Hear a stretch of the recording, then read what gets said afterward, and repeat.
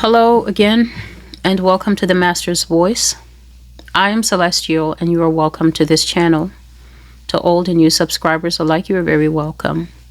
The Master's Voice is an audio and a visual resource that you can find on multiple streaming platforms. I have social media such as TikTok, Facebook, Instagram, and Telegram, and Twitter.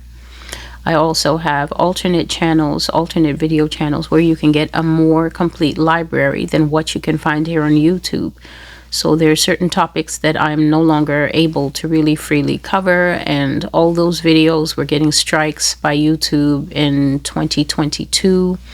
So I had to take those videos down. Those videos were made in 2020 and 2021, but in 2022, the policing got a lot, and at the risk of losing my channel, I had to take them down. And so you can find them on my alternate channels, which are BitChute, Brighteon, and Rumble. I also have Odyssey. So if there's ever a topic that I cover here and that you can no longer find the videos, such as the COVID years, the mandate years, the injectable solution years, you can always find those on my alternate channels. If there's ever a topic I cover here and it becomes peppered with ads, because YouTube sometimes does that to ruin my videos, there's certain topics when I talk about them, this channel is monitored. This channel is, I guess, I don't know what it's called, blacklisted. So they do a lot of things to stop people from hearing it. And one of the most annoying things that you can experience is a lot of ads. And usually if a creator is participating with ads, you're just supposed to get maybe 3 to 5 ads. But people experience ads every 2 minutes in some of my videos, if I'm talking about super soldiers, if I'm talking about the special people over in the Middle East. And so that being the case, if you ever come across a video that's peppered with ads, go over to my alternate channels, the video viewing channels. The resolution may not be as sharp, but you can still hear what I'm saying. I have podcast options. I'm on Apple Music and Amazon Music and YouTube Music. I'm on Audible. I'm on Podtail. I'm on Listen Notes. I'm on SoundCloud and Spotify and a ton of other places. So it shouldn't be difficult for people who truly want to hear the Word of God that is brought forward straight and no chaser. The messages that I cover are messages that the living God of heaven gives me. I am a Bible-believing Christian. I am not chasing clout from anyone. I am not interested in the feedback. I'm not interested in running a survey to find out what the viewing or the listening audience has to say. None of that interests me. None of that is actually part of the call that God has given me. A lot of people, especially the primary audience that I'm called to, and this must be said, the people in the United States don't actually know what to do with God. And this is something that I've been reflecting on in the past few days. People in this country don't actually know what to do with God. And it's a pity, because God is the one thing that could have saved you, America. It is a pity to think you know something. It is a pity to think you've apprehended something that Apostle Paul actually warns us when he says, not that I have attained. When you think you have apprehended, you actually think that you know what the playing field is. You think you know what the situation is. You think you know who the players are, who the cast of characters are. You think you know what the plot is. It's like walking into the cinema to watch a movie that's never been released before. It's not a sequel, okay? It's not a part 3 or part 5 of a franchise. It's a brand new movie. You don't know what the movie is about. But you walk into the cinema so confident that, oh, because you've seen a lot of movies, you know what this movie is about. You think it's going to be a collection of tropes. Oh, I've seen this one before. And sometimes when the plot is going a particular way, then people in America assume, oh no, I've seen this. It's just like another spy movie. Watch, it'll do this. And then it doesn't do that. And then people are thrown for a loop. That's how people treat God in this country. They've become so familiar with the idea of the false God that has been taught to them, the false God that has been put before them, a God who does not judge, a God who always loves, a God who will always strive with man, a God who will always make a way, not for righteousness to come into the people he's making a way for, but he's going to make one more way for sin. He's going to give sin one more shot. He's going to give sin one more grease over. That's all right. I cover over your sin with the blood. People in this country don't know what to do with Jesus Christ. And that's a pity, because Jesus Christ was, and I say that very deliberately, Jesus Christ was the last chance that America had. Humbling ourselves as a society, as a nation, truly bowing down to the Holy One of Israel, the living God, turning our eyes away from the headlines of the day, the various changing special interest stories of the day. That was one shot that America has had. And the problem is that that door shut very long ago. We're in a pressure cooker now. And it's a pity that people still don't understand that. So because people don't know what to do with God, they abuse God. And then they say, in what way have we abused God? Exactly like the people in Malachi 3. In what way have we robbed God? People abuse God because they deny God their faith. They deny God the fact that they are supposed to and are expected in a nation that touts itself as a Christian nation. They are expected to not only pursue and apprehend not pride and ego, but faith, to chase after faith, to pursue it as an ultimate goal in itself, to apprehend it, to grab it, to catch it, to understand it in its mustard seed faith, and then to begin to nurture it until it becomes a great and mighty tree in them so that they can be pleasing to God.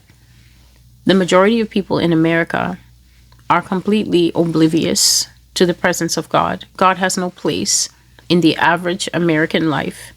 The average American will either openly deny God as an atheist or will place him in some kind of nebulous periphery. He's there when your child is sick. Then all of a sudden, oh God is a phrase that comes out of your mouth when the doctor gives a negative report. Oh God is a phrase that comes out of your mouth when there's some kind of terrible situation like losing your job, losing your marriage, being ill, or something like that, some kind of accident, some kind of mishap. Then all of a sudden, oh God is a kickback reflex response. But this God in the phraseology is not a God that people pursue at the core of their lives, at the center of their focus, and as something that they want above all else. And that is why I say the chance that America had, she lost without ever knowing that he was her last shot. This prophecy that I have is from December the 8th, and this dream has greatly unsettled me.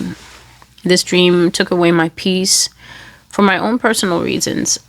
And I just have to make certain things clear here before I go into the dream.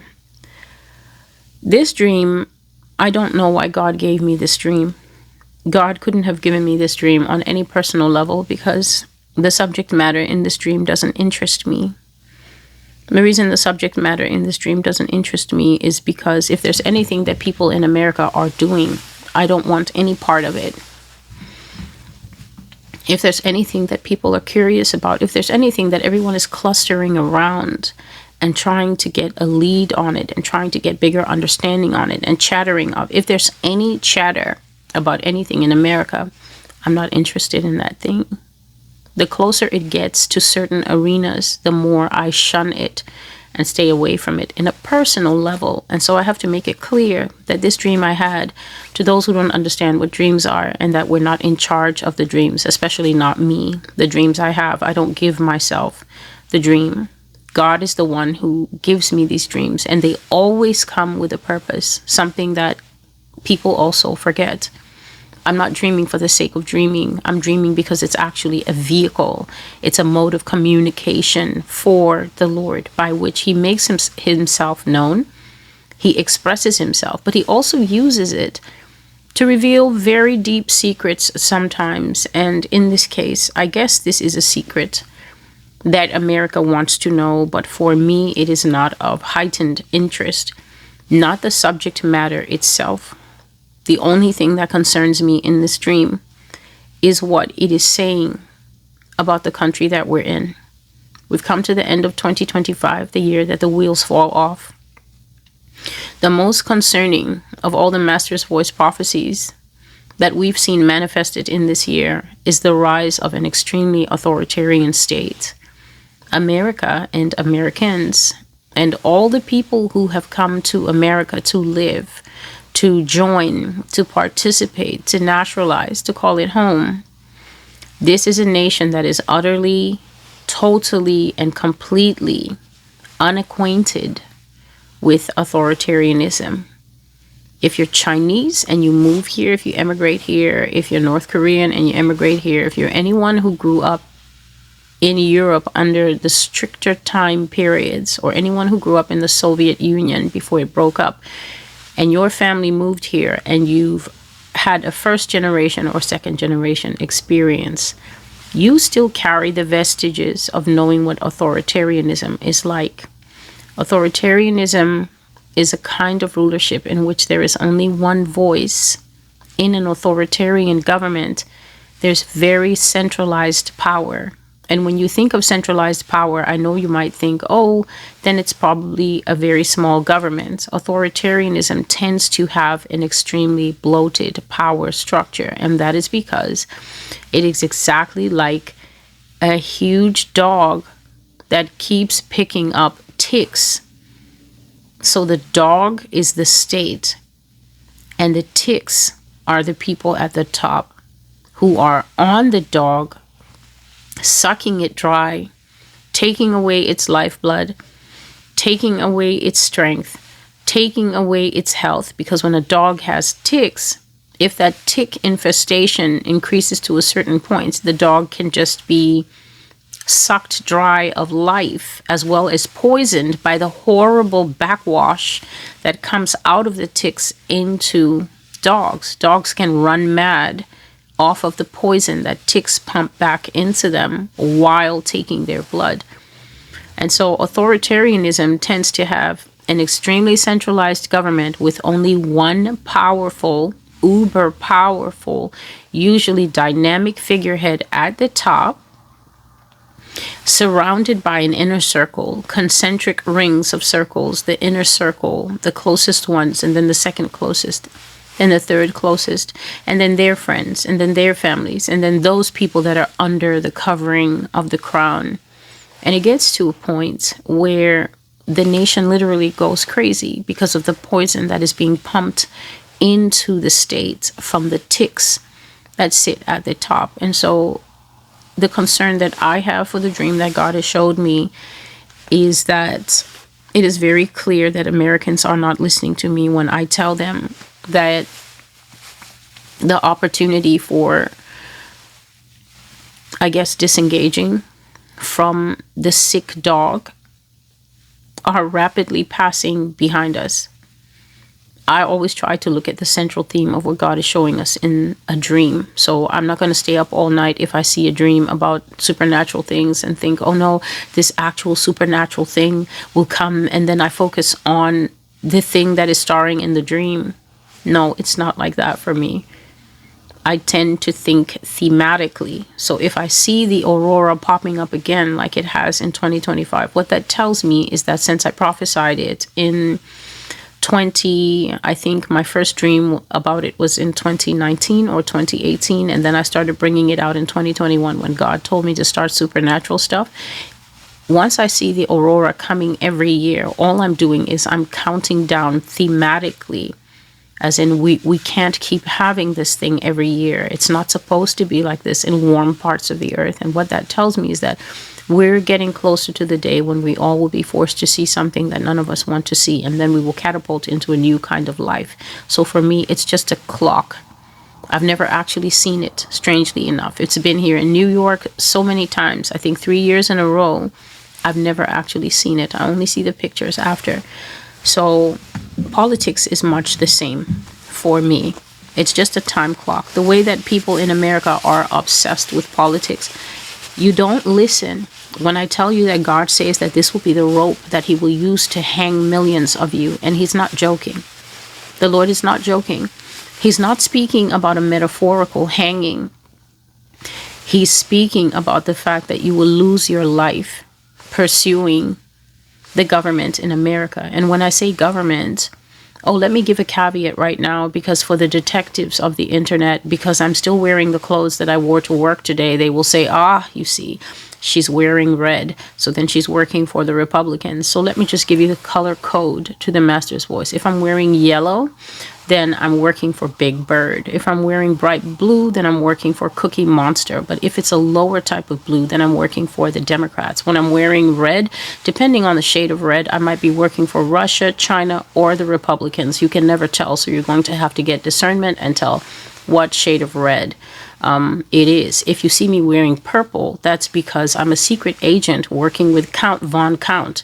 You know, the guy who goes 1, 2 on Sesame Street, that vampire who loves counting. It's that guy. And if I'm wearing black, then I'm working for the spirit of doom, gloom, and death. So just keep your eye on the colors I'm wearing, because I know that there's a section of the population in this country that is so myopic and so slow that they actually will get on a video with God trying to get real life-saving information to them and start looking at the environment, looking for hand signals, looking for colors. So let me just cut right to the chase and tell you that basically on any given day, even when I'm wearing green, I'm working for Kermit the Frog. Just keep your eye on the colors, keep your eye on the minors, keep your eye on the ancillary things, and you'll soon get to the heart of what I'm doing here. Politics is a rope that's going to hang people in America. And when I say hanging, if you're new, I'm talking about actual hanging, as in you will see both racially induced hanging in the future of America, and you will see government induced hanging. Sometimes it could be one and the same, and sometimes it will be different because people will be put to death here. And God has always been saying that the politics that Americans worship, the politics that people are so obsessed about, they won't talk about God this way. They won't talk about cleaning up their lives with the same kind of passion and interest and investigative pursuit that they will talk about politics. But politics is a rope that's going to hang millions of people in this country. And even in an upcoming prophecy that I have, God says that those of you who keep pursuing it, He's going to use it to strip your life, and He's going to use it to punish you very harshly, to the point that the people who know you will become afraid when they see what becomes of you, and they're going to separate themselves from you because they will be afraid that whatever it is you've got going on might be catching. The title of this prophecy is a bit confusing. It was for me, but with the Lord's help, I've gained a little bit more understanding of it. This prophecy is called Borosilicate, a glass theory. Borosilicate, a glass theory, and I had it a few days ago, December the 8th, 2025. So this is a prophecy about how the government is basically going to get out of hand. The government is already out of hand, and that's because the government that we are watching is not really a Republican government. I know that that is who is ostensibly sitting in the chair. I know that that is who went to the polls, and people thought they were either voting red or blue. But God already warned America that the next government that was going to come into power after President Joe Biden's government would be a government that is representative of the beast system of Revelation 13. So the beast system of Revelation 13 is an authoritarian government. If you read Revelation 13 very carefully and you read it in conjunction with, for instance, Daniel chapter 7, you will see that the government of the beast system is a totalitarian government. It is a government that doesn't appreciate or ask for or tolerate feedback. It is a government that doesn't need the involvement of the people. And since that government will be coming into power to a people who are trained in the notion that they have freedom, they may not know the laws perfectly concerning what their freedoms are, but they know that they have freedom. They know that they have rights. They have social rights. They have political rights. They have civil rights, constitutional rights. So they know that those rights are guaranteed to them by reason of the fact of the U.S. Constitution. But 2025 has been a lesson, a display in the fact that we have a new type of governance. You might have the same old party that you're used to, the Republican Party, but we have a new type of governance. And that type of governance is not interested in playing by the rules. The type of governance that we have is beast system governance. That's why so many of the prophecies this year are called the beast system is here. The beast system is in effect. Part 1, part 2, part this, part that. And God has been endeavoring to wake us up for us to know that, in the famous words of the Wizard of Oz, that we're not in Kansas anymore. We have been blown into a new dimension. And in that dimension, killing is not off the table. In that new dimension, murder is not off the table. In the new dimension, putting a hit on someone is not off the table. And I was speaking about it in another prophecy where I said that in the dream, it's dated November 2nd, 2025. I had a series of dreams. And in one of the dreams, I said that I walked into a home, and I walked into the home to find a hitman that was rolling up a tarp that at one point had blood on it. You know, he was rolling up a bloody tarpaulin, bright blue tarpaulin that he had spread all over the home of a couple that had gone out for the night. And then when they came home, he surprised them, he murdered them, and then he took them upstairs and he put them in their bed. But it was very obvious that two people can't get killed in bed, because I think they were either shot at point blank range in the head or shot in the throat or something very obvious that they had been murdered. And then the murderer put them in the bed. And I said that this man took absolutely no precautions to make the thing look like a burglary. He didn't bother. It was a hit. It was an obvious hit. It looked like a hit. And then he was just wrapping up his goods to leave, to go. When countries do that, those countries are no longer considered United Nations protocol friendly. Those countries become outlaw countries. Right now, America has broken so many human rights laws that it is very surprising that absolutely no steps are being taken by international watchdogs. All they're doing is, ProPublica is, for instance, publishing reports that detail the excessive grift and the excessive corruption that is taking place in this current administration, this current visibility phase of the government. Amnesty International is making reports about America, but nobody is taking the grievous excesses of the United States seriously right now. And that's because America is such a power center, a power core. Do not get bored and do not get used to what I am saying.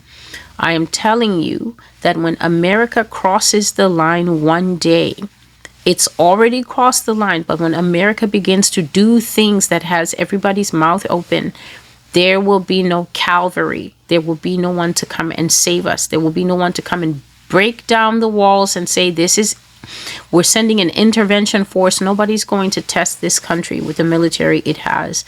I am telling you, as an American sitting out there and listening to me, that you have no protector to protect you when the protectors go rogue. You were told that your own boys, the boys in uniform, the boys, the army, the boys, the ones that drive the tanks, the one that ride the tanks and carry guns, I told you that you would see the boys out in force in the street. We've had National Guard in the Capitol since the middle of the year, and it's not likely to change. They're looking to station these people all over because we are transitioning into an end times system of governance. And so, just as long as you know that you're locked in, or you're being locked in with a rogue government, along with everything that comes along with that. And if you think they're going to stand up and tell you, hi, we've gone rogue and we're breaking the laws. No, they keep lying. We haven't broken any laws. We haven't broken any laws. And they're actively working to usurp the laws, change the laws, override the laws by executive orders. As I told you, that executive orders would gradually make the laws of America useless, because the executive order is a very urgent type of promulgation.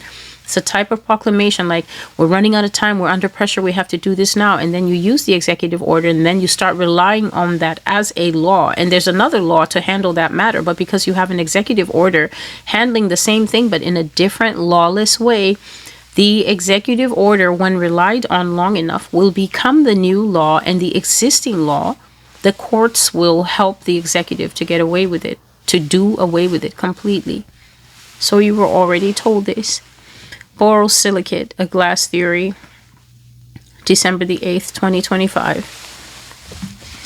I'm going to read to you a scripture from the Lord, but before I start, I just want you to know that borosilicate is a type of glass. It's easier for you to know before you hear the dream. I think it might help your understanding. Borosilicate is a type of glass that's very pricey to make because it has the unique ability to be able to shift very fast between the highest ranges of heat and the coldest ranges of cold without shattering. That is something that not all glass can do. We all know that if you take the wrong kind of meal that's frozen in the fridge or frozen in the freezer or very cold in the fridge and you pop it into the microwave, and that's not glass that is able to handle that rapid shift from very cold or even frozen into microwavable heat, you will just hear a cracking sound in the microwave. You open it and things are still defrosting, but the bowl itself would have cracked. And so there's special glass that is tempered, created to be able to handle rapid shifts in temperature, but it's also very costly. And so when you're buying things that are made of borosilicate glass, they're always a lot more expensive. A borosilicate water bottle, a borosilicate tumbler will always cost more than your average glass, than your average water bottle, than your average plate, platter, what have you. So just so you understand that. I'm just going to read briefly from Genesis chapter 7. It's dealing with Noah, and it relates directly to what I was telling you in the beginning, that America had her chance and she didn't take it. Genesis chapter 7. And I'm going to read from verse 11. I'm going to start it from verse 7. Genesis chapter 7. I'll read the whole thing. Genesis chapter 7. Then the Lord said to Noah, "Come into the ark, you and all your household, because I have seen that you are righteous before me in this generation. You shall take with you 7 of every clean animal, a male and his female, 2 each of animals that are unclean, a male and his female. Also 7 each of birds of the air, male and female, to keep the species alive on the face of the earth. For after 7 more days I will cause it to rain on the earth 40 days and 40 nights, and I will destroy from the face of the earth all living things that I have made." And Noah did according to all that the Lord commanded him. Noah was 600 years old when the flood waters were on the earth. So Noah with his sons, his wife, and his sons' wives went into the ark because of the waters of the flood, of clean animals, of animals that are unclean, of birds, and of everything that creeps on the earth.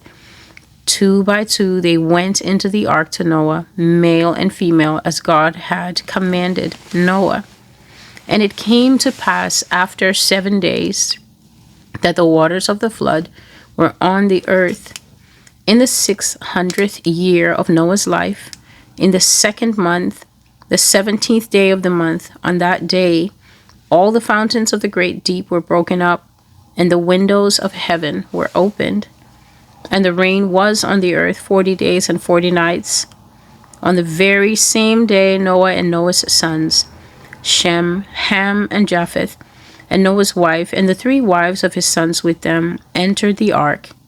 They and every beast after its kind, all cattle after their kind, every creeping thing that creeps on the earth after its kind, and every bird after its kind, every bird of every sort. And they went into the ark to Noah, 2 by 2, of all flesh in which is the breath of life. So those that entered, male and female of all flesh, went in as God had commanded him, and the Lord shut him in. Now the flood was on the earth 40 days. The waters increased and lifted up the ark, and it rose high above the earth. The waters prevailed and greatly increased on the earth, and the ark moved about on the surface of the waters. And the waters prevailed exceedingly on the earth, and all the high hills under the whole heaven were covered. The waters prevailed 15 cubits upward, and the mountains were covered, and all flesh died that moved on the earth, birds and cattle and beasts, and every creeping thing that creeps on the earth, and every man, all in whose nostrils was the breath of the Spirit of life. All that was on the dry land died. So he destroyed all living things which were on the face of the ground, both man and cattle, creeping thing and bird of the air. They were destroyed from the earth. Only Noah and those who were with him in the ark remained alive, and the waters prevailed on the earth 150 days. That would be, I think, about 5 months. So, what I would like to let you know from this passage of scripture here is that it's very often said by people, well, one of these things is going to happen, and that's why we can't trust these prophecies, because you just sit here and you say such outrageous things, you make such graphic claims, and then nothing ever happens. And how are we supposed to trust that? And the answer that the Lord has instructed me to give you is that the people who sat with Noah are the people who lived. And that is the whole of the matter. When the Lord gave Noah a prophecy, Noah didn't tell God, how am I supposed to trust this? And what kind of project is this that you're assigning me? And this thing, the dimensions of it look pretty huge, and it looks like it's going to take me a long time. And what are my guarantees that this is even God talking to me? How do I know that this is not an evil spirit sending me on a wild goose chase? And anyway, who's going to pay for this? Because from these dimensions of this ark you're talking about, it looks pretty massive. And I don't have a construction company. It's just me and my boys here. And I'm pretty old. And I'm in my retirement age. And my sons each have their own trade. And now you're trying to divert all of us. And you're trying to put us on this project. And we don't have any guarantees. And what is rain anyway? And how am I to know that this thing that you're saying is going to pass? And everything like that. The answer that God has instructed me to give, not only the people in America, but the people everywhere in the world, is that life is with Noah in the ark, and everything else outside is going to be counted as a rebel, as a transgressor, as something that is rising on the wing of abomination. Just a moment, please. I'm reading just 2 verses out of the book of Daniel, chapter 8, verses 23 and 24. And in the latter time of their kingdom, when the transgressors have reached their fullness, a king shall arise, having fierce features, who understands sinister schemes. His power shall be mighty, but not by his own power. He shall destroy fearfully, and shall prosper and thrive. He shall destroy the mighty, and also the holy people. This is Daniel chapter 8, verses 23 and 24. And the section here that Yah has laid on my heart to give you is when the transgressors have reached their fullness. A lot of you are striving with your family members, and you are trying to beg them to see the lights, and you're trying to get them to please listen to the Master's voice, because it's not just a woman saying strange things. And it's not a collation of lies, as has been spread far and wide around the whole world, that all I do is sit here and come up with more and more and more outrageous lies that never happen. You're trying to convince your loved ones to come closer to God. You're trying to get them to see the value in pursuing a life that prioritizes God. It's not even enough to prioritize God. You're trying to get them to come into the deeper water, whereby they absolutely surrender to the Spirit of the Most High and give themselves over to be servants of God and children of God. And you're coming up against a brick wall. You're finding that they mock you and they laugh at you, and some of them are so bold as to mock God and laugh at God and dismiss everything that is happening here, because they just think that it's another bit of entertainment on the internet. And what you're not understanding is that There is a separation process that is going on, and I told you about that separation process as far back as 2023, when I told you that we are being separated into our eternal roles. And I explained to you that when the separation process is going on, you will find people striving for what they are. They're not going to be striving for what you are. If you are a true child of God, you will find yourself getting hungrier for God. You will find yourself wanting more of God. Even if you are a child of God with personal problems, which is their sins that you're still battling in your life, you will find yourself striving against those sins harder. You will find yourself sometimes even getting despondent, which means getting heavy-hearted and getting tired and getting hopeless, because you'll be thinking, is this sin really going to separate me from God? I'm here to let you know that no transgressor spends a minute of their time wondering that their sins are going to separate them from God. They're not bothered. They're not interested. They want to sin that sin and see if they can collect more sins and add it so that they can have a huge, very busy life schedule of different pleasures and different pursuits, and they're not interested in God.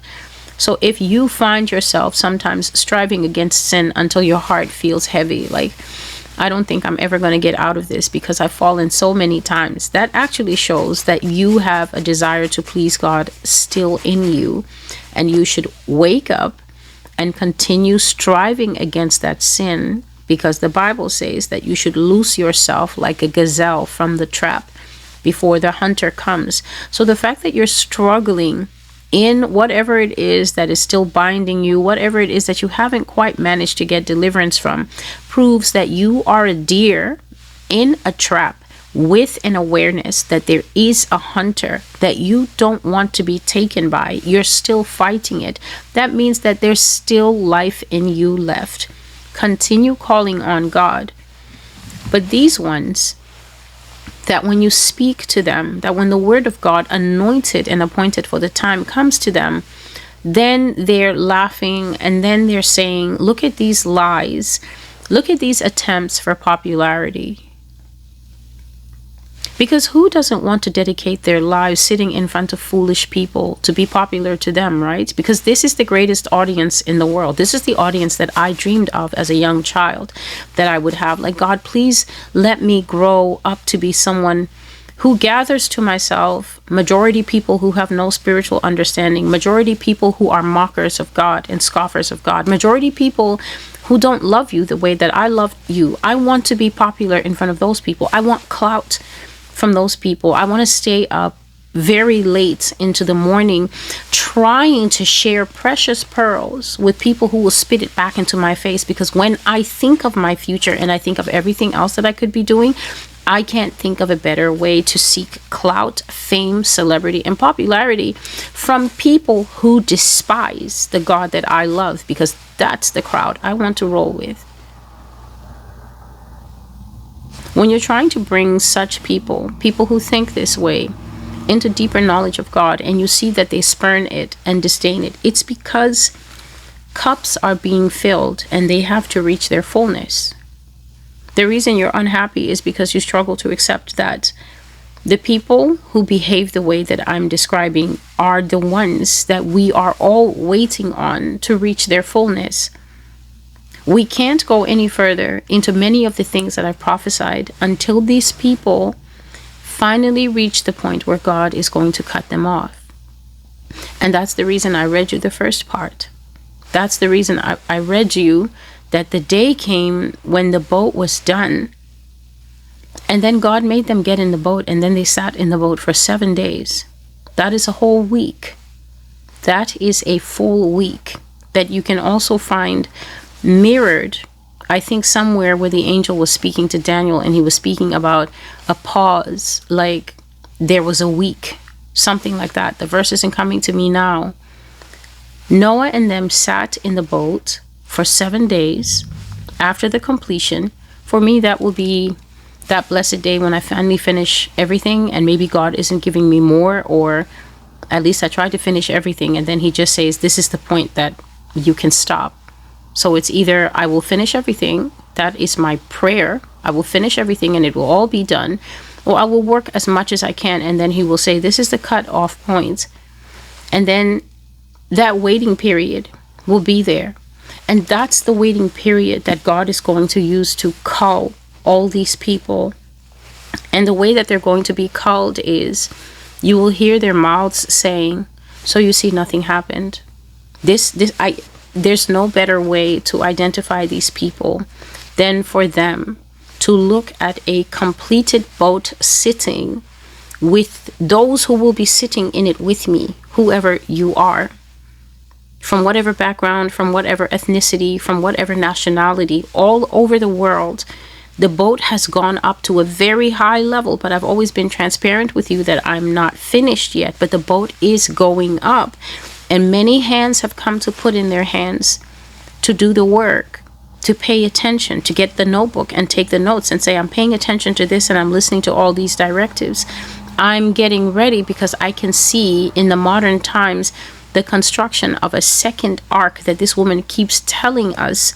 When a impact hits not only America, but hitting in various ways all over the world, this thing is going to lift up without anyone's hands. Just like the Bible says, the boat moved about upon the face of the waters. That means that the circumstances, the water, the flood that is going to enter this world is going to lift up the ark of preparation that I've been working on here for almost 7 years now. Whoever is sitting inside at the time are going to find themselves swept up in that boat. And then we're going to start moving now into a time.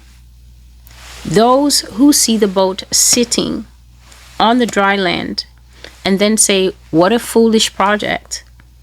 What a foolish undertaking to sit and just talk and talk and talk. I'm nearly at 1,000 videos. I'm about to hit 900, and then I'm just going to continue because I still have a lot of them on the blog that are not done.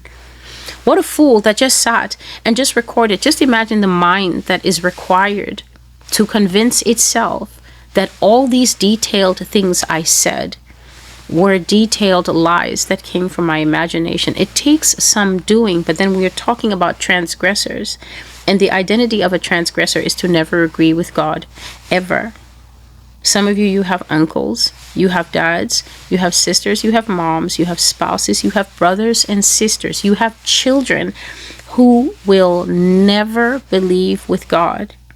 You're watching their cup fill, but then you keep thinking that if you nudge it with your tears or you nudge it and send another video and just get into arguments, then you think you can knock the cup over and the cup can at least go down a little bit. But this cup is filling. And one of the ways you will know that the cup is filling is that when the mighty work of God is going up, these people will come to the bottom of it and point to it and laugh. And God is saying that he's waiting for the hardness in their hearts to crystallize into the moment that they can be fairly judged and have nothing to say. Because if you judge them too early, they will say, well, you know what? You were just judging me ahead of the time. You didn't know if I could have a great conversion experience. You didn't know if my heart could change. You didn't know this. No, it's not going to be like that. God is literally waiting for these people to plunge their knife into the hearts of their unbelief. They're jabbing at it a little bit around the edges. He's waiting for them to puncture that poison bag of unbelief that potentially exists in everyone, to basically reach the point where they dismiss everything that is being said and say it's a lie. It is witchcraft. I don't believe this. In that split second, people reach their full. And the Bible tells us that the number of them who need to reach the top of their cup has to be reached before the beast himself stands up. It says, when transgressors have reached their fullness, a king shall arise. This man cannot stand up and declare himself in his kingdom, in his fullness, in his worthiness, until we have the exact and correct number of people worldwide who have decided in their hearts that no matter what, even if an angel came to talk to them, they would never get on the boat of preparation, of submission, of humility, and of trusting God that the Lord has been raising up here, not only for Americans, but around the world. So you see, the two things are contingent on each other. So all your crying and everything is simply extending the time that we're waiting for, because we're waiting for this man to stand up. Because unless this man stands up, we cannot go into the beast system and everything else that is in Matthew 24, Matthew 25, Luke 21, Mark 13. We can't go into these things. We can't go into the book of Revelation if these people keep being allowed to hide in Christianity and act like, well, I'm listening. I just need to hear a little more. Is there a little more? There isn't any more. There's only what is here. And it will either suffice or it will not. So God just wants me to let you know that there's only two postures. You're on the ark and you're sitting in there and you're waiting the 7 days, believing that the rain is coming, like Noah, or you're on the outside. And when the rain hits, there's no transitioning from the outside into the inside. It's very important to know that. You take up your posture, you're keeping your posture.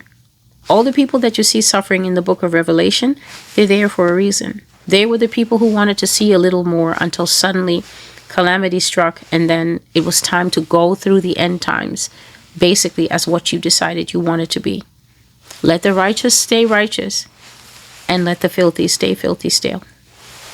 So this dream, it relates to America, but it relates to an event that everybody around the world is interested in. Everybody around the world has an opinion about it. Everybody around the world is basically puzzle guessing it, solving it, except the person that you see sitting in front of you. I spoke on this incident briefly, and the only reason I mentioned it is because it fit two prophecies that I had. One of the prophecies that I've been bringing here since early 2020s is that God says he tolerates no idols, and that if there's anybody that raises up in the United States as an idol, that person was going to be struck down publicly. I've spoken about music stars. I've spoken about movie stars. I've spoken about political figureheads, people inside government and outside government. And I've said that the phrase of the Lord towards the United States, a nation that raises up people to idolize them and then calls God a liar by saying, no, we don't idolize them. We just look up to this person because he's a role model and he's an icon. No, because you are not a God. You are not in any position to know when you are in idolatry. You are a mere human being. You're just dust in skin. So you wouldn't know if you were sinning against the Lord. It takes humility to be able to accept when you're idolizing people. It took years and a lot of abuse towards myself for people to be able to learn and listen to me when I'm telling them you are idolizing pastors, you're idolizing public figures, you're idolizing music stars, you're idolizing and worshiping Beyonce. They will always deny, because that's the sin at work. An idolater, one who bows down to idols and worships humanity as idols, will never agree that they're an idolater, because the soul knows that idolatry is a sin.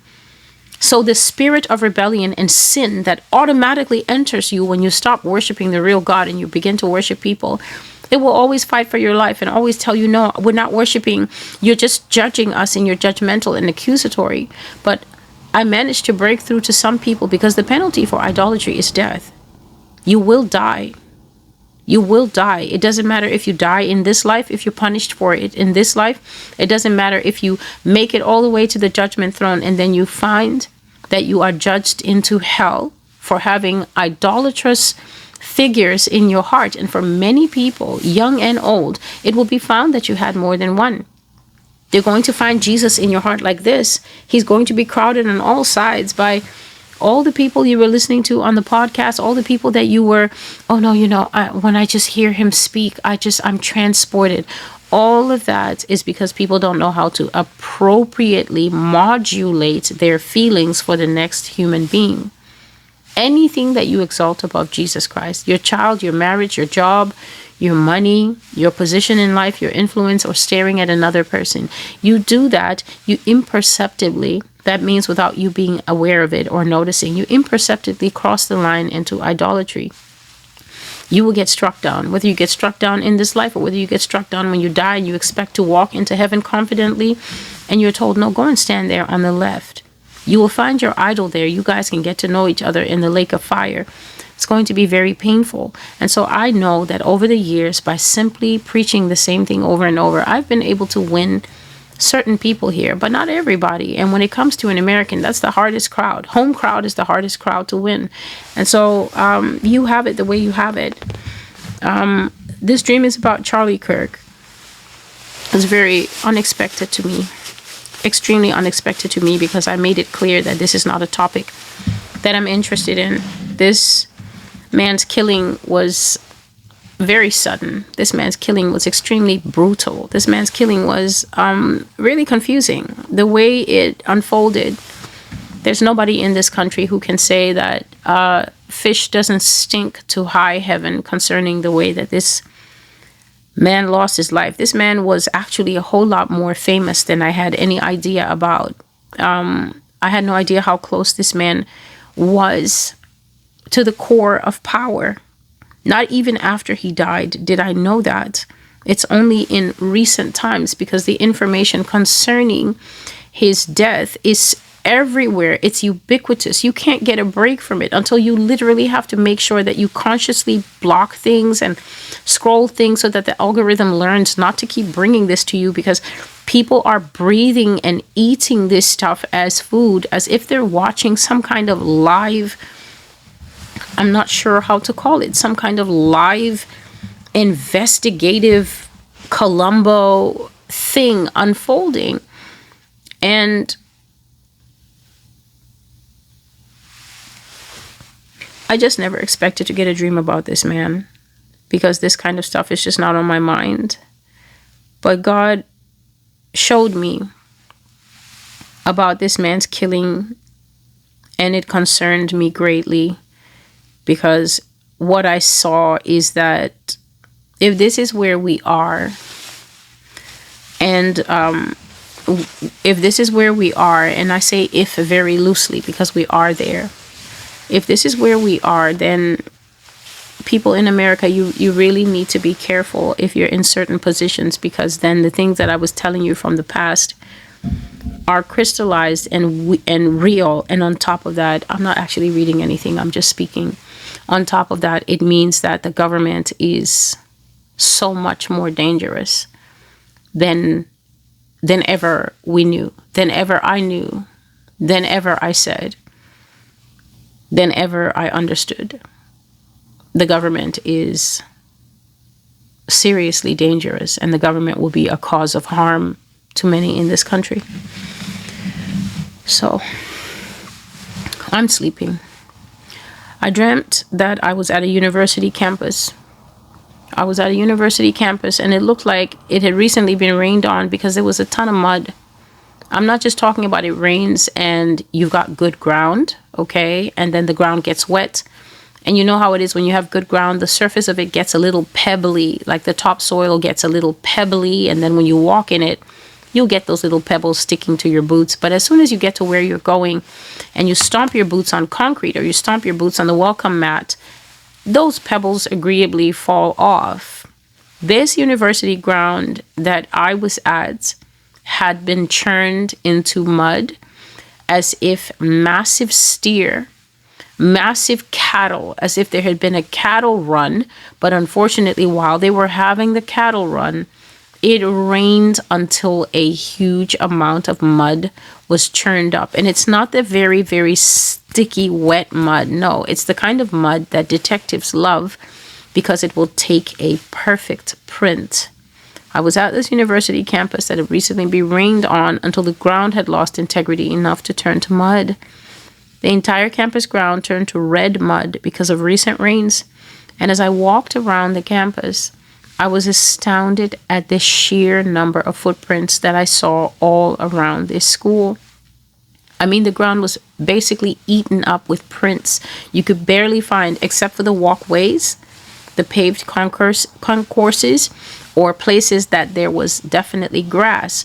Most of this place looked like it had been stripped of grass. So it wasn't what you would think a nice campus. It was just raw, bare mud, completely printed over with footprints, like a massive herd of cattle had recently stampeded there and left their footprints everywhere. And the strange thing is that the footprints, if it was a cattle run, the cattle would all run in one way. Okay, if it was horses running, you would see the footprints going one way. But the footprints, it was pandemonium. The way that the footprints looked like they tried to, exactly as I explained in another dream, when the Lord says the leaping and bounding that will come because of a presidential exit. Footprints came this way and footprints came that way. You could literally see it was as if people were running and bumped into each other, collided, and then, stunned by the collision, turned and ran the other way. The footprints made no sense. They were crisscrossing. They were layered on top of each other. They were doubling back on themselves. If people had been there reenacting what had happened, you would have seen absolute crash out levels of pandemonium, and the footprints told that story. The ground was muddy and the footprints were deep all over the campus, telling some kind of story. And I stood there wondering what happened here, so that so many people were running around without rhyme or reasons, until their footprints are layered on top of each other like they didn't know where to go, or they didn't have any plan, and they've made such a mess. I myself was trying to walk. For some reason, I didn't want to walk in these footprints, so I was trying to look for any area that was still normal and hard packed. And I left the front part of the campus and I came around the back, where there was a cluster of buildings at the back. So when I come around the back, I can see about 4 or 5 buildings with more behind them on this campus. And I just felt led. There was a building right in front of me, and I felt led to go into that building and look around. So I head in there, walking around and checking to see, is anyone going to see me and ask me, what are you doing here? Do you belong here?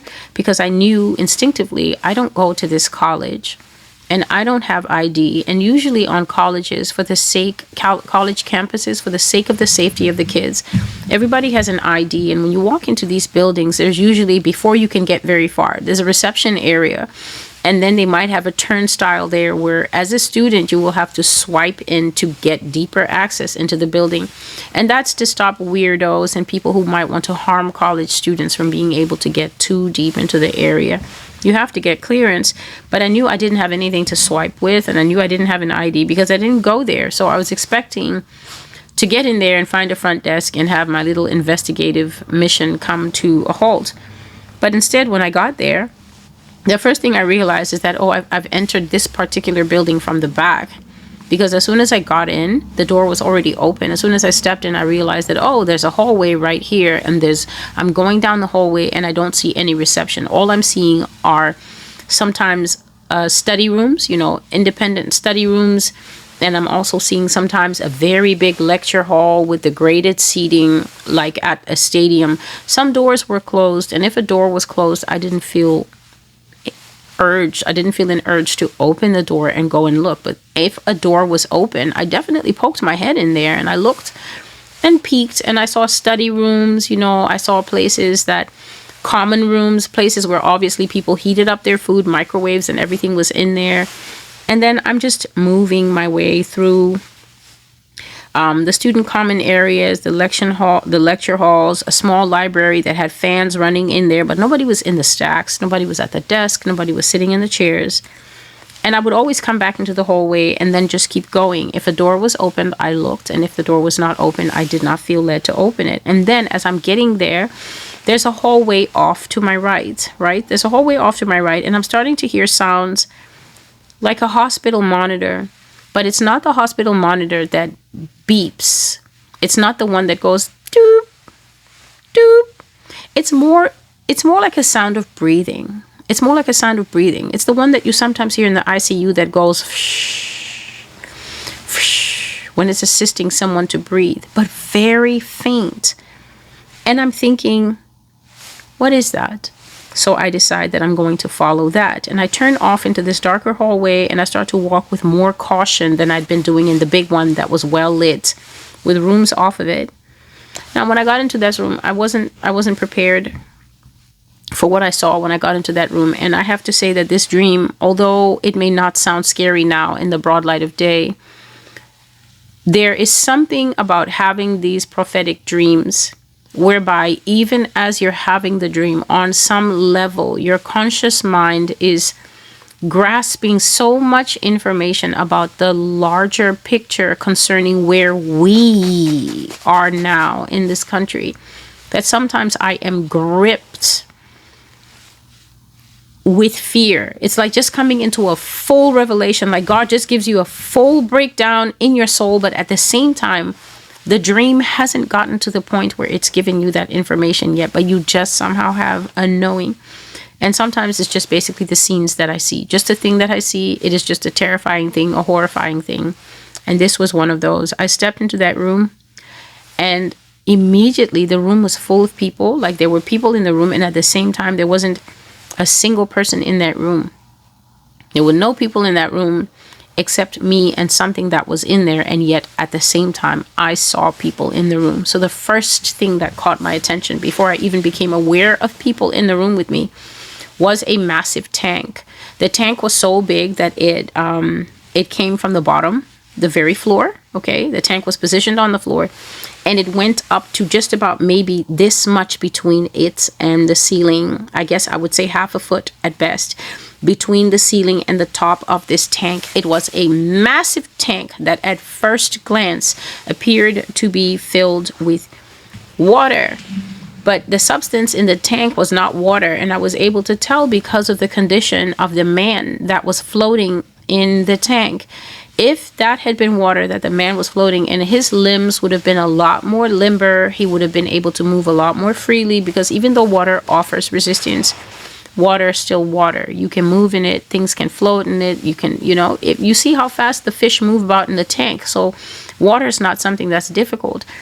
What was in this tank it reminded me of the viscosity of toothpaste, but that is too stiff. Toothpaste is too stiff. You need to water it down a little bit more. There's some toys that you can squish when you have tension. And there's also some things, they have, some silly putty or something like that. When you squish it, it's very easy. It comes out between your fingers. Water that down a little bit more while still keeping the viscosity, and then make it look like water. That was what was in that tank. And Charlie Kirk was in that tank. The tank was about, I would say, maybe 5 to 6 times bigger than a man's body. So basically, the way you have a very big pet fish in a tank, Charlie Kirk was in that tank. And when I saw him, that was my first scream, right? Because I saw him and I screamed with the recognition of, I know this guy. I know this guy. Who doesn't know this guy? Who doesn't know this man? This has been one of the loudest deaths that have ever happened in America. And you should bear in mind that I told you that you're going to see loud deaths. I told you since 2021 that God says everybody who's famous that you love, that is living an unrighteous life, is going to die.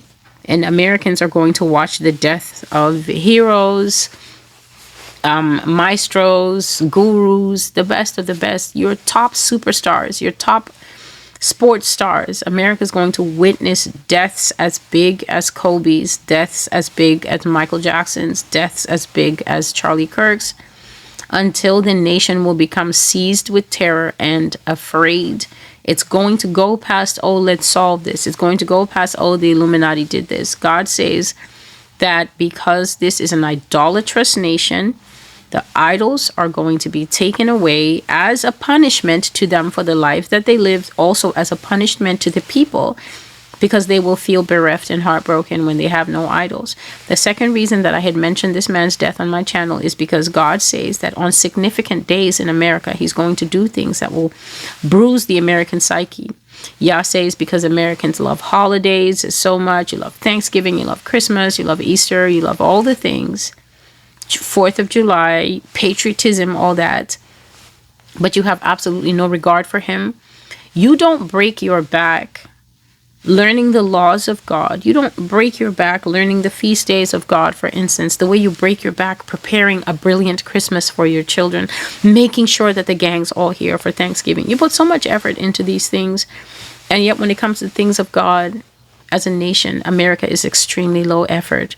If America's putting effort into a conference, it's because the Kim Clements of the world are coming. She's not actually doing it because Jesus Christ is coming, because she's hoping to be able to draw his spirit by how righteous the attendees will be, by how much the pastors at the event would have sought God to really say, Lord, I'm going to stand between 5,000 to 10,000 people at a 5-day conference. All the big names are coming, but I don't care about that. Jesus, give me a real word. Conferences in this country don't exist to draw the presence of God. Conferences in this country exist to draw the goats to come and listen to the wolves that teach them. So a lot of money can be made, and a lot of back patting can happen. A lot of fake tears can come out. And I felt the presence, and all you feel is the presence of some Hillsong songs and some God's not done with you yet. And then you go home satiated, and God is still starving for true worship. He's still starving for people who will worship him in spirit and truth.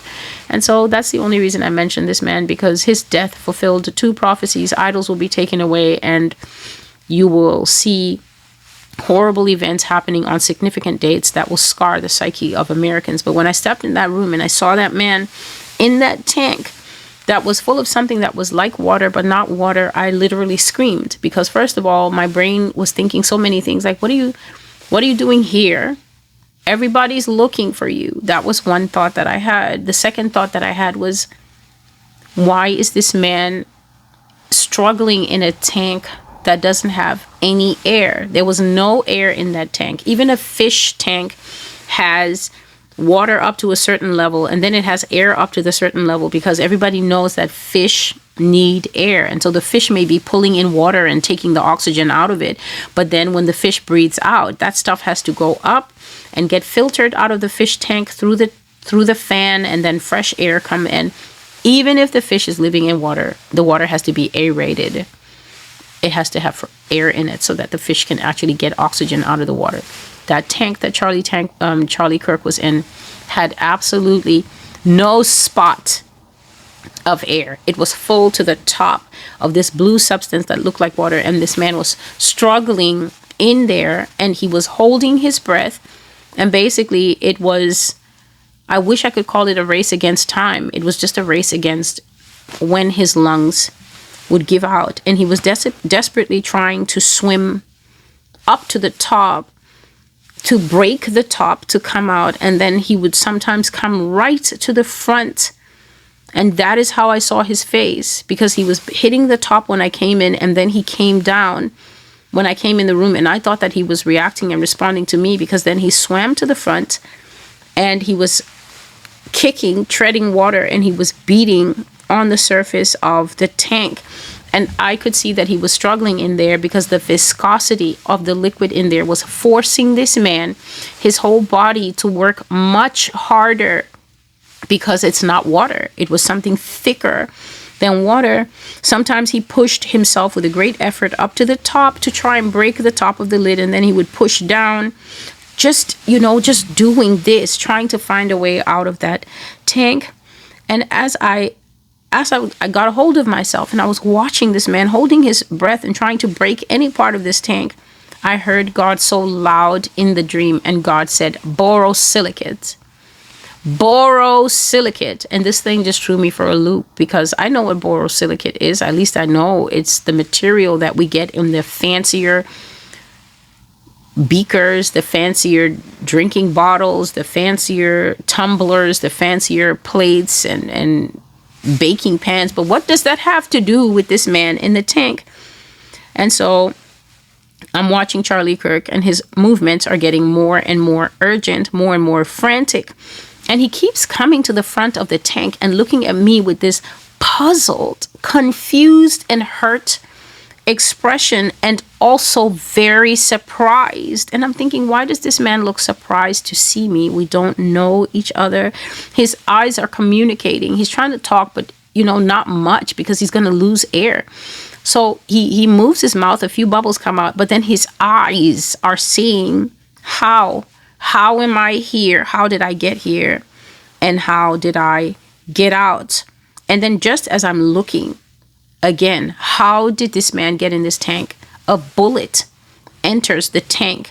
A bullet enters the tank, and I remember, just if you can see me here, the slope of my shoulders, the bullet moved from the bottom up the slope of Charlie Kirk's shoulder and went right past him, right past his hair, like phew. The bullet goes up, and now you can really see the viscosity of the liquid, because the bullet is traveling and the bullet is leaving bubbles, and the bullet has come from outside.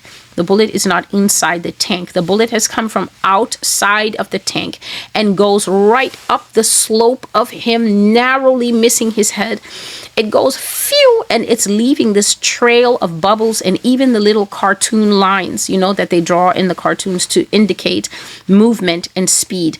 You can see all that now because it's not water. If there was water, it would go like that, but because it's something thicker, the bullet is moving at slow motion, and I get to see it, and he jerks instinctively, and it goes past him, and then it goes into the tank, and I don't see it leave the tank. It just kind of goes past him. It's a gold bullet. Okay, all the bullets that I see are gold.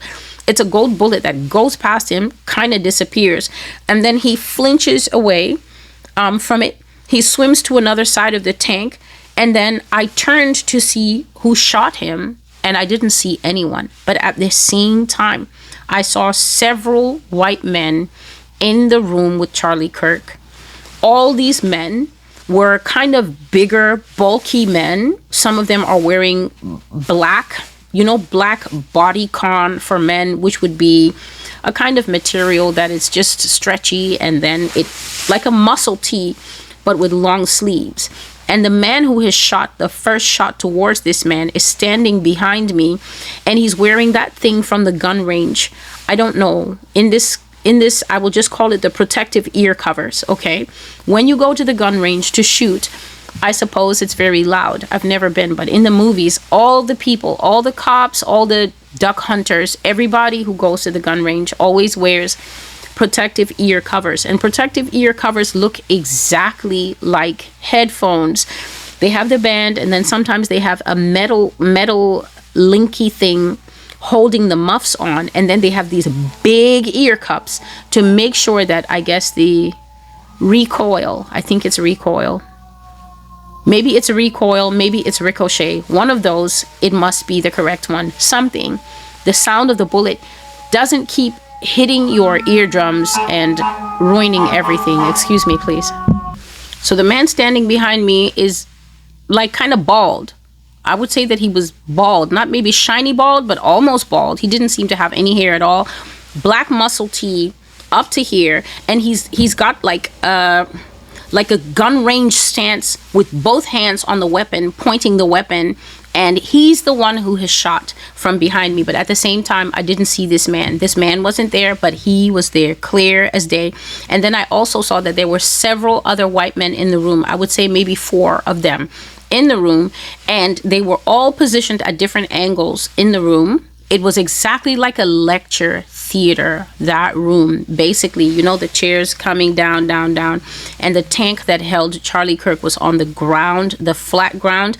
And then the lectern is right here. And the door that I've come in is on my left-hand side. So I've come in from the left, walking down a hallway on the right, entered, and the tank is here in the right corner of the room. A massive tank taking up the whole side corner of this lecture theater, and on the ground this man is standing directly to where the stairs would become to the first level of chairs. And then there are other men positioned around the room with one guy at the back, and the guy behind the tank, he's sitting on a chair. He's sitting on a chair, and he's so relaxed that there's another chair, and he's got his legs on that chair, and he also has a gun. And these people are just shooting at Charlie Kirk in the tank. They're literally taking pot shots, because at that range, if they wanted to shoot him, they could have shot him. They're just shooting bullets into the tank, causing extreme discomfort towards this man, whereby a bullet will come from the back, like the guy who's sitting at the back, into the water, and then it comes maybe 1.5 feet from his leg. When he sees the bullet coming slowly in the water, he flinches away from it to swim somewhere else. But then another person puts a bullet over there next to his shoulder, and when he sees that one coming, it's not coming that slow, it's coming like a bullet, but just slow enough for him to see it. I can see it. He flinches away again. And so they're literally doing that like a game with this man in the tank. And remember, this man is on limited air because there's no air in this tank. Excuse me, please. So they're playing this game where he has to swim away from bullets, and now that's what's got him occupied. And then he swims again to the front with this look of, how did I get here? He's looking at something. He's looking at someone. And this time I'm like, what is this man looking at? And I see that there is a blonde woman standing in front of this tank, staring at him with something like shock and regret, but also some kind of face that I couldn't really read. Excuse me. There's a woman standing in front of the tank, staring at him with a face that is shock, a face that is regret, but also a kind of face that's hard to read. And then also something like, I'm so sorry, but there's nothing I could do. But then at the same time, this woman's face is impassive. It shows no emotion at all. And I realized that this woman is the reason that Charlie Kirk keeps swimming to the front of the tank, to stare in shock and amazement, and also bewilderment, and also betrayal, beating on the glass and staring directly at his wife, Erica Kirk. Please excuse me. I'm having difficulties with my throat.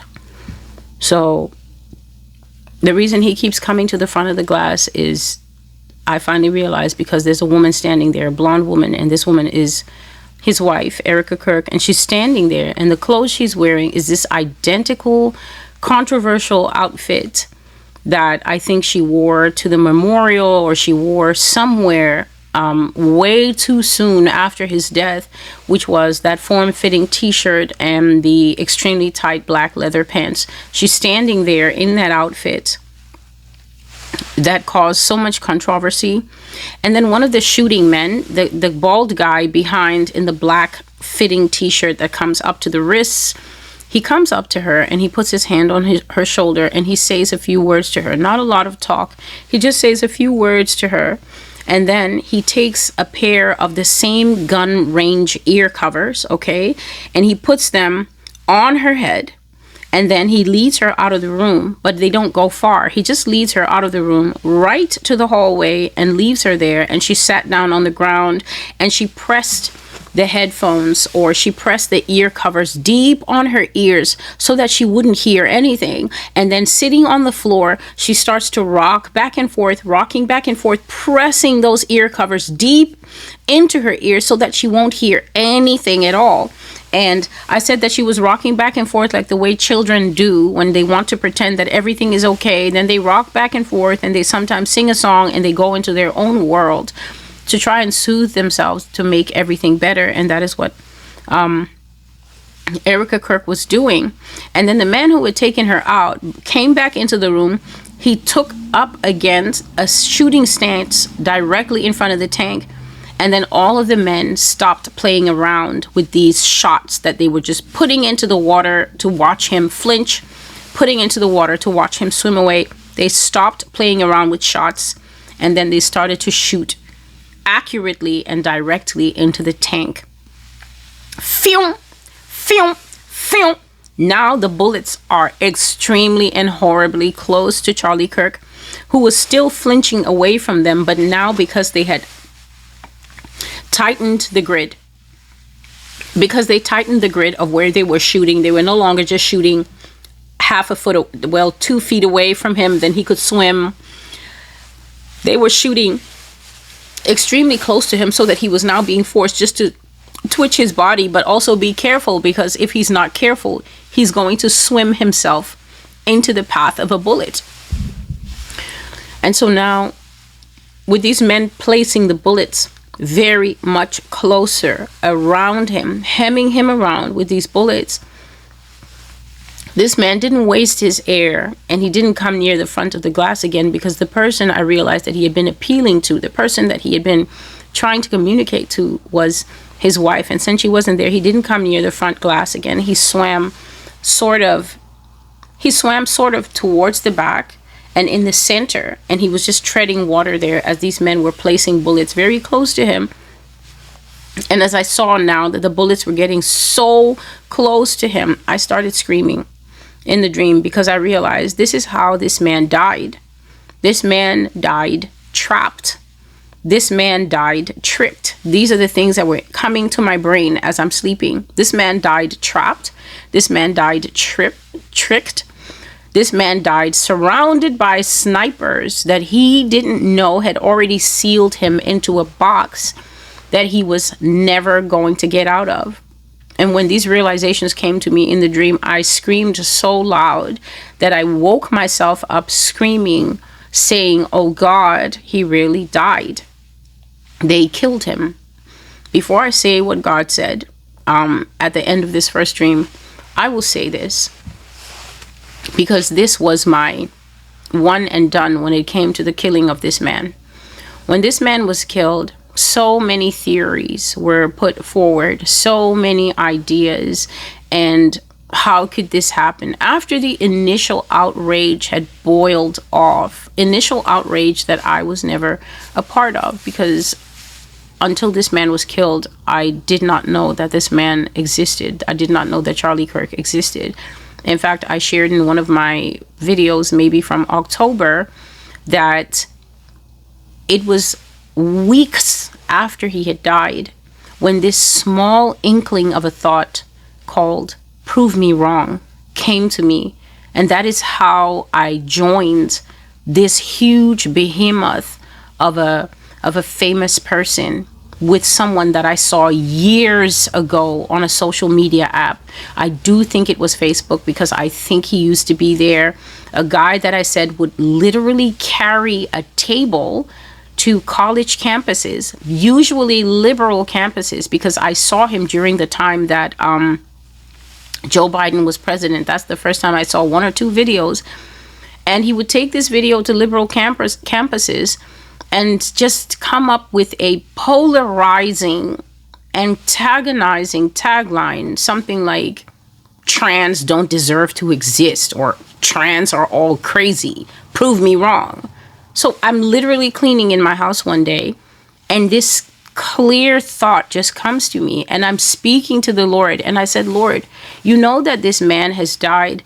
The demeanor of this man and the flow of this man is exactly the type of person that always wants to be a disruptor." So that's what I was saying to the Lord. I was like, "Lord, this is the kind of person that is highly polarizing on purpose. The kind of person that will bring up a certain topic of conversation, and then even if the other person doesn't want to pursue it anymore, even if the other person wants to disengage, this person won't leave it alone, but will keep advancing the envelope, trying to compel a response from the other person." I said, "God, this is the kind of person that says, 'Prove me wrong.'" And then literally a light bulb went off in my brain. I sat on the edge of the tub, took the gloves off my hand, the cleaning gloves off my hand, and I just grabbed my phone and I typed in on YouTube, "guy on campus, guy on college campus, semicolon, prove me wrong." And literally, instead of that being something that would bring up video from a long time ago, literally it brought up the tour that he had been doing, and the tour was called the Prove Me Wrong Tour, unless I'm mistaken. That's literally the name of the tour. And I was astounded as I began to thumb upwards and see how massive this organization was, that it's almost like a political party in itself. I was stunned because I thought to myself, God, it's not possible without huge injections of capital for someone to go from a folding chair. He literally had a folding chair, some dinky table, and a sign that would hang off. He would tape it onto the edge of the table, and it would say, "Prove me wrong." And then he would just have stacks of $100 bills waiting to bait children that just got into college, that the front of their medulla or whatever hasn't even formed yet. I looked at what I was looking. I looked at the size. I looked at the reach. I looked at the scope. And then I looked at the dinky table. And then I said, Lord, there's absolutely no way. There is no way for anyone to catapult into this kind of national reach. I didn't even know that that thing had so much proximity to the current government. I just said, Lord, there's no way that you go from that folding table into this kind of thing by merely podcasting. And so that was the extent of the knowledge that I had. But as time began to creep, as it was like now 3 weeks, 4 weeks, 5 weeks, 6 weeks, and I began to see the arising. I had this dream 3 times, so I'm not done. As I began to see the rising up of all these, oh no, it's a false flag. It's a false flag. He's not really dead. They just carried him so fast off the scene. That was fake blood and everything. I'm sitting here because this is like suddenly national question number 1. And for me, I was never the best at math. So for me, overcomplications of a matter never solve anything. If you have a situation with 2x plus open parenthesis 4j times y close parenthesis to the 3rd power, you've lost me, especially if you're going to put equal and then you don't just put x on the other side, but then you put another equation on the other side. As complicated as that one, I exit the chat. For me, the answer to a problem is always the straight road, no bends, because even when there's critiques, even when there's intrigues, even when there's red herrings and stuff like that, growing up reading detective stories always tells you the simplest answer is usually the truest answer. And so when I watch people, as I was watching people, this is prior to this December 8th dream, as I was watching people trying to solve for X and coming up with far more complicated theories, and they did have some merit to them. Why did the people in charge, whoever the people were, why would you go and pour cement over someone's crime scene? In the history of saying that you want to solve a death, why would you go and pour cement over the crime scene within days? Why would you tear down infrastructure around the area, including pulling down the Dairy Queen that you have told us the shooter was shooting from? Shouldn't you cordon off that Dairy Queen? Shouldn't you be trying to find out if you can get DNA or anything else from the roof? Why would you destroy the integrity of the place that a man admittedly much beloved in the United States took his last breaths? And then so much confusion. Was it his last breaths and everything? For me, I came to a pause on this matter weeks ago. And the way I came to a pause is not because God showed me anything. Like I said, I saw for the simplest answer. And the answer to Charlie Kirk's passing to me could be found in Charlie Kirk's character. I looked at the man. I didn't even go to start watching back footage. I came, and I'm speaking for myself now, not speaking from the Lord's perspective. I came to the settled conclusion that this man was no longer alive, because the character that I observed in this man will never agree or tolerate to be silenced. That is not a person that you can offer money to can his opinions indefinitely. I said to myself, you can pay off Mr. Epstein.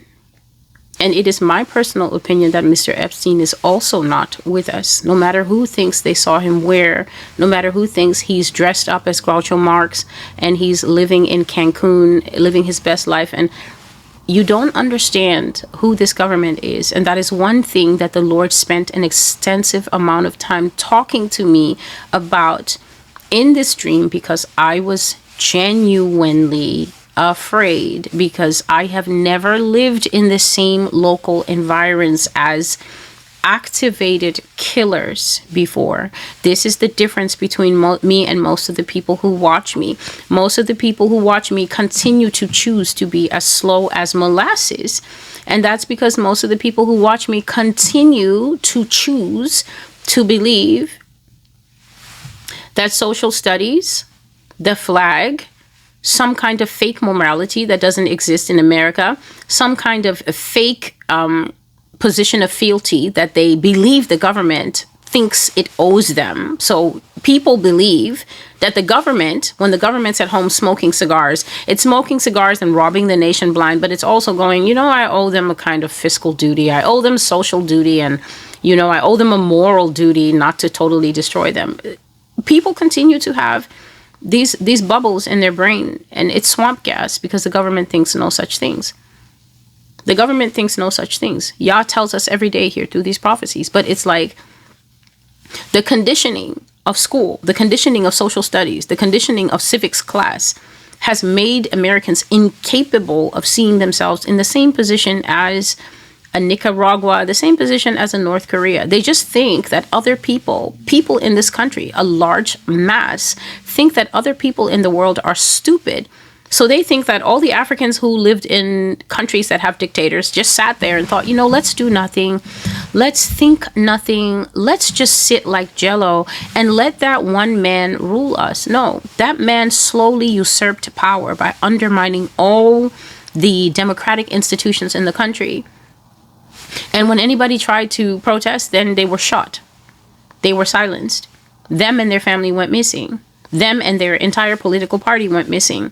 Messages were sent to the general populace that this could be you too, because you do know that we own the bullets, because we own the army. And so if you want to join all the people that we've shot so far and called them seditious, all the people that we hung so far and said that, no, they were having a coup, even though the people were not having a coup, we have bullets and ropes for you too. And that is how populations get subdued into allowing dictatorship. But in America, dictatorship is a word.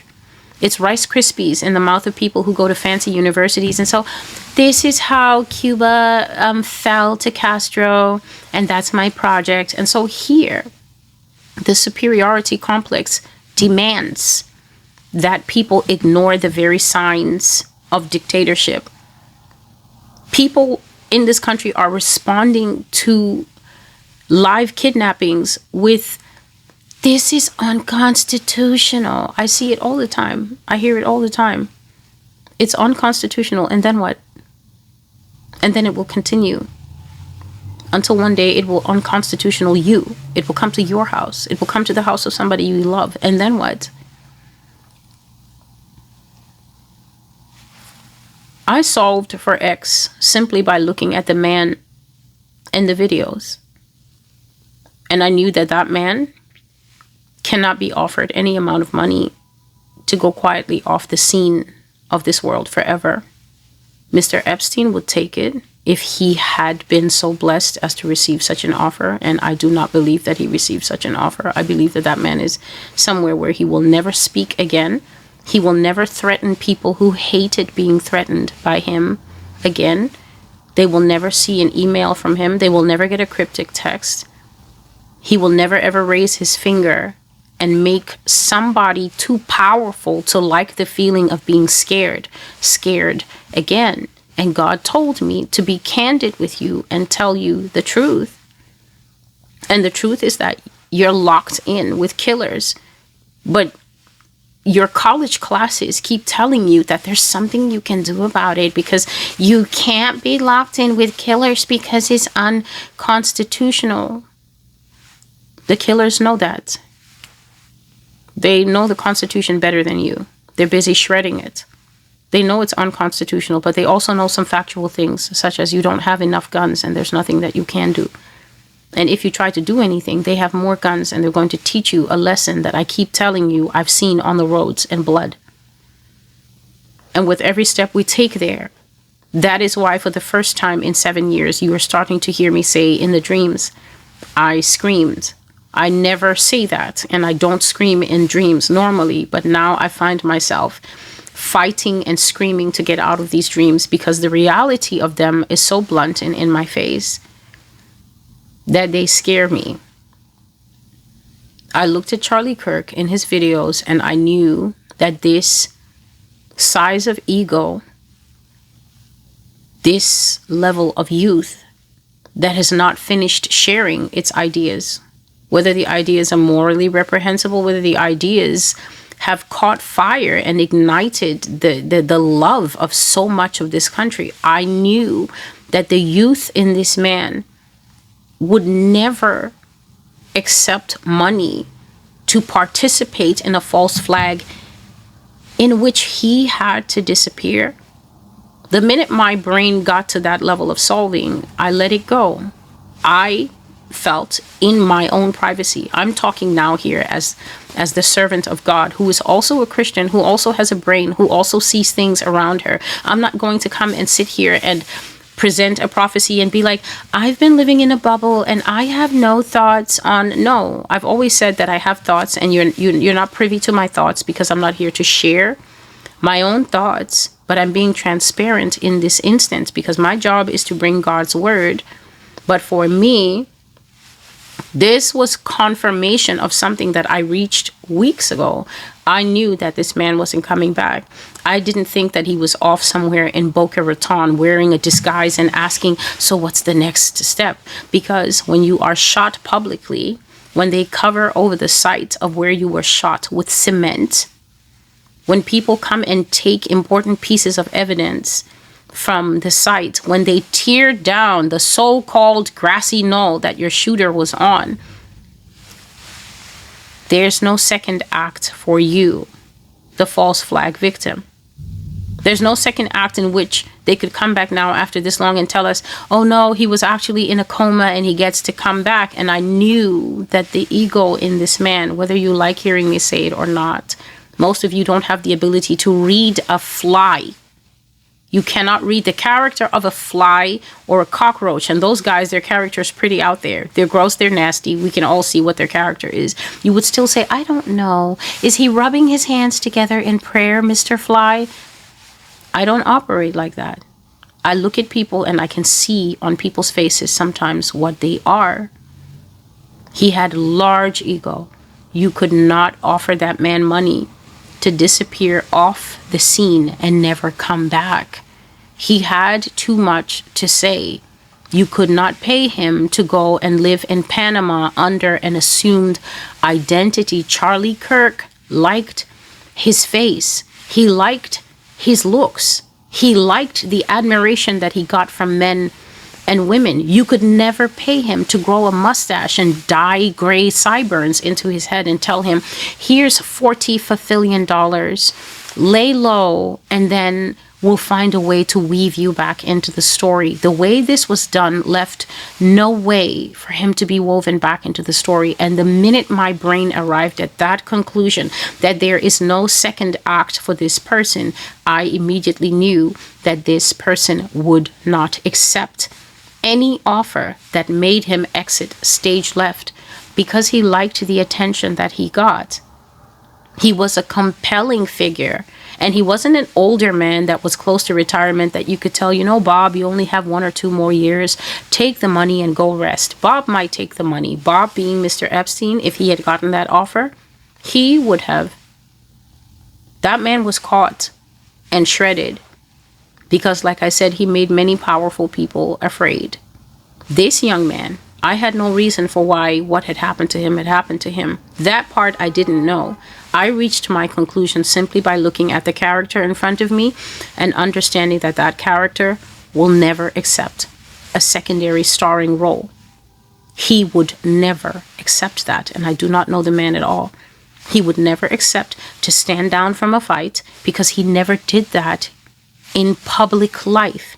He never stepped back from a fight. He never stepped back from a debate, from an argument, from a discussion. So why would he step back from something that he had built into the juggernaut that it apparently clearly is? The day my brain knew that this character cannot be put in a closet and given money, that is the day my brain knew that I'm never going to see this guy again in any disguise or anything, that he's not here. And once I had settled it, I simply filed it away and I never mentioned it again in any video. It doesn't need to come up. I don't then need to participate in the conjecture, the guessing, the conspiracy theories, the whatever, because these matters, they don't occupy the forepart of my brain. What occupies the forepart of my brain is why ICE is driving over the feet of people. Why is ICE driving vehicles over people's legs and breaking it, and the news not reporting it? That's what takes up my time. So after I screamed myself and I woke up screaming, saying, oh God, he really did die. They killed him. The Lord told me that they're going to kill a lot of voices in America. The Lord told me that a lot of popular voices in America, so-called influencers, he said, but also basically people who are talking about the government in exactly the way I talk every single time you see me here, regardless of what government, because I've covered basically 3 of them so far, as well as quite a few foreign governments. God says that the voices that are talking, the thought influencers and the so-called influencers, God says that these people are going to be killed by the government. And I'll read you a little bit more. That's at the top of the prophecy. That's for later. But he said that you're even going to see them, Celestial, having a heart attack. That will look so real. But he said the cause of the heart attack will be a little powder in their drink. He said that there's a little powder that they can put in a person's drink, and he says it can kill a person who has a heart as healthy as a horse, but it will look and sound and smell like a heart attack, and they will say heart attack when the person dies, and that will be the end of it. He said, yes, that person will die, he will die, she will die, and more of them will die. And that's just what God was saying. So that's why I put up on my post the other day. I could barely breathe that day. There was no way I was ever going to be able to speak. But that's why I put up that God says that basically the people who are making your TikTok series, making your YouTube series, part 7, part 9, part 79, part 82, and it's all about the government. You're talking about the government. You're like, why did this happen and that happen? And the girls, they're all over TikTok solving. I see girls that don't look 30 years old, and they are delving with unbelievable expertise into the undeniable trail that runs from the president to Mr. Epstein to a flawless chain of trafficking that was done, bringing in girls from Eastern Europe, girls from Italy, girls from Spain, girls that all shared something in common, very poor English. There is no easier person to abuse than a young and impressionable 16-year-old, 15-year-old, 17-year-old, even 21-year-old that cannot handle the majority language in a new nation. When you are taken from a place where you're comfortable and brought somewhere else, it's so easy to abuse you because you can't even ask for water. And this is what, in the 80s? There's no Google for these girls to ask for water in, or to ask, can I make more money, or when do I get the apartment you promised me? No, you bring them here and they're like cattle. They're like chattel. You put them into these modeling houses where they're dependent on you for everything. And then you begin to run these rich men over to these houses and say, this is Tom, this is Bradley, this is Connor, this is Donald. These are men you want to know. They're good men to know. And you know that sometimes when you have these young girls and you dress them up and you socialize them in environments with men who look youthful but are 35, 42, 29, 29-year-old men have no business around 17-year-old girls. That's reportable crimes waiting to happen. And then the people in America will say what they always say. It's not true. You're just hating on the president. I'm not just hating on the president. You're just dumb. And you're going to pay for that, because it's not even the kind of slowness that comes with genuine confusion. It's the kind of rock-hearted slowness that you're choosing because you want your choice to be pristine and sinless. But he's not. And God told me to tell you that you will pay for it. I said it in the beginning of this prophecy, and I'm saying it again. You will pay for it until you become a pariah to those who know you. They will fear you when they see what God will do to you in your life, for the fact that you saw sin, you saw evil, you supported it, and then the information came to let you know, and then you still said, no, it's It's assassination of the character. Just a moment, please. And so these popular voices in America, people who are talking about the government, people who are really investigating individuals in the government, people who are digging into history, past and present, presenting it in a cohesive way, and it's going viral. It's going 2 million views on TikTok, something that is less than half a minute. 600,000 people have shared it. 2 million people have liked it. 20,000 people have bookmarked it. God says that they're watching all those people, and the government is going to come to collect in a very real way. They're going to put some kind of powder in your drink, and he says a young person with the healthy heart of a horse. They're going to say heart attack, and he says when they say heart attack, it's going to look like one, smell like one, all the signs and the symptoms of a heart attack, and all it's going to be put forward as it's really rare. Because America does lie. It's really rare for young people to have such a massive grand mal seizure with a stroke and a heart attack. But it's not impossible. It does happen. And that's how you're going to exit from this life. And so I was so stressed when God was telling me this thing. And God was also telling me, yes, he did die, and more will die like him. He's dead, and his friends sold him out with the knowledge of his wife. His wife knew, capital letters, knew. She was aware, and she did not tell him or help him. He died alone. Now, what she was aware of, I couldn't tell you if you paid me. What she was aware of, I'm not able to add that. He just said that his wife knew. So that means that Erica Kirk knew something that Charlie Kirk didn't know. And this explains the look on her face like, I'm sorry, but there's nothing I could do. But there's also a side to this woman that actually would not care if this man was run over by a John Deere tractor. Because at the same time she was looking back at him with that look, because he had confusion and betrayal. Like, how did I get here? You know, confusion, like looking to her, banging, like to get her attention. And there was a time when her face changed and there was nothing there. There was just nothing there. It was just this blank Christy Nome stares. Christy Nome always looks like she's waiting for someone to switch her on so that she can, you know, come to life and start speaking. She just had this blank, impassive, do I know you? Have we met, sir?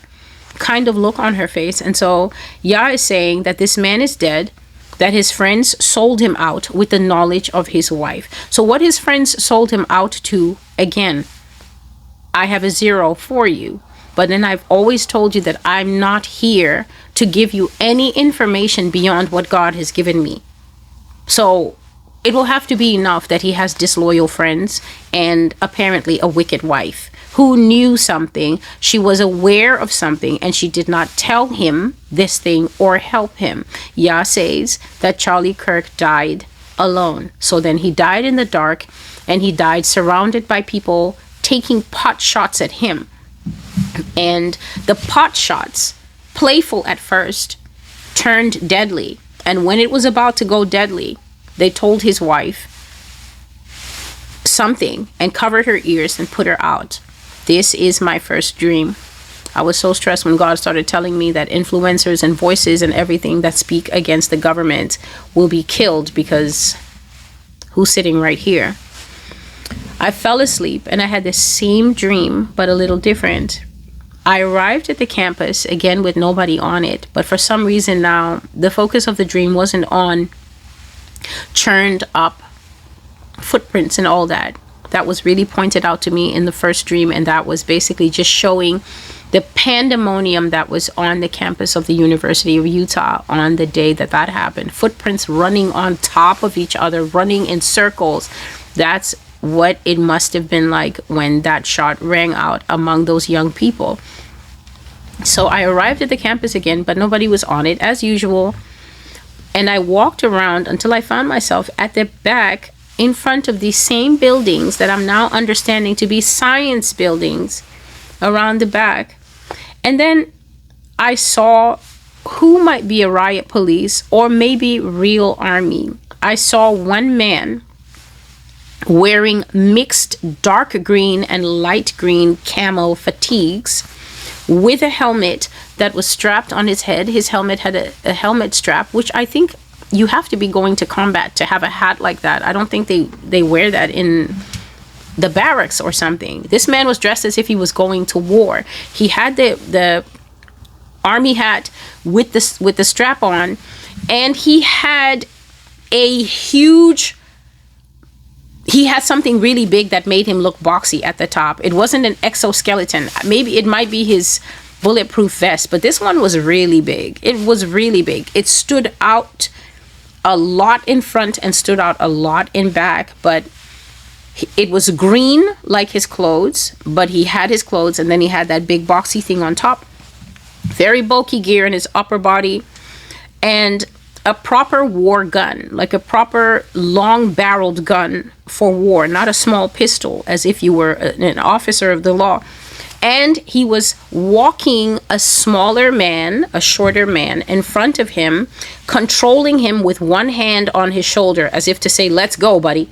So he's walking a smaller, shorter man in front of him, and this man was brown skin, and this man was crying the most quietest and yet the most terrified cry that I've ever seen a man cry.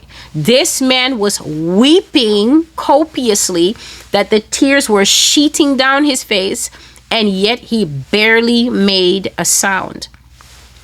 And only his shoulders were shaking, with silent tears flowing down, like a person who knows that he is being carried to death. I started walking towards them, but just as before, nobody could see me in this dream. And so I was able to come very close, but neither the crying man or the soldier who was guiding him firmly with one big hand gripping his shoulder to steer him saw me. The man that I saw crying was Vivek Ramaswamy. He wore a sharp black suit and very clean black shoes. But the white shirt that he had on beneath had been pulled out of the waistband of his pants, because at one point before I got there, and this is what I saw even as he was walking, I saw why his shirt was all rumpled and disheveled. He had been in that same building that I saw Charlie Kirk, in one of the rooms with a lot of soldiers in there, U.S. Army soldiers, all white, pushing him around the room, pushing him from person to person, and the other person pushes you, and then they push you. They were roughing him up. They had been pulling on his tie, yanking on his tie, grabbing him by the front lapel, and just roughing him up, intimidating him, until the tie had come loose completely and come off his neck, and his shirt got all messed up. The clean press of it got all messed up, and it was pulled out of the pants. And so now when I see him in real life coming outside, his pants have been, his shirt has been pulled up, and it's just hanging in front, like a schoolboy who doesn't take time in his appearance. But anybody who knows Vivek Ramaswamy, one of the men who was running for president in the 2024 elections, knows that man is neat and clean. He is sharp in his presentation, and he never goes outside looking any type of way. But this man was disheveled. He was all sweaty. His hair was messed up, because basically the white guys bigger than him had been bullying him in a room, and now one of them was taking him out separate with a gun. The gun was out, pointed down. So the man had the gun in one hand, pointed down, and then he had his other hand on Vivek's shoulder, and he was using that strong hand to guide him at arm's length. And Vivek was crying. Mr. Ramaswamy was crying his life away, and yet he did not make a single sound as he was being marched off to one of the buildings. And so I waited until they were out of sight, and then I slipped into this same building. I didn't recognize the building from the first dream, and so I'm walking down the same lit hallway, and I realize, I came into this building from the back. And then I'm walking, and if I see a door open, I'll peep in, and it's a lecture hall. If I see a door open, this must be a break room for students or teachers, because there's a microwave in here and some tables and some chairs. This is a student common room, and look, there's a library. I'm doing the same thing, and then I see a dark hallway.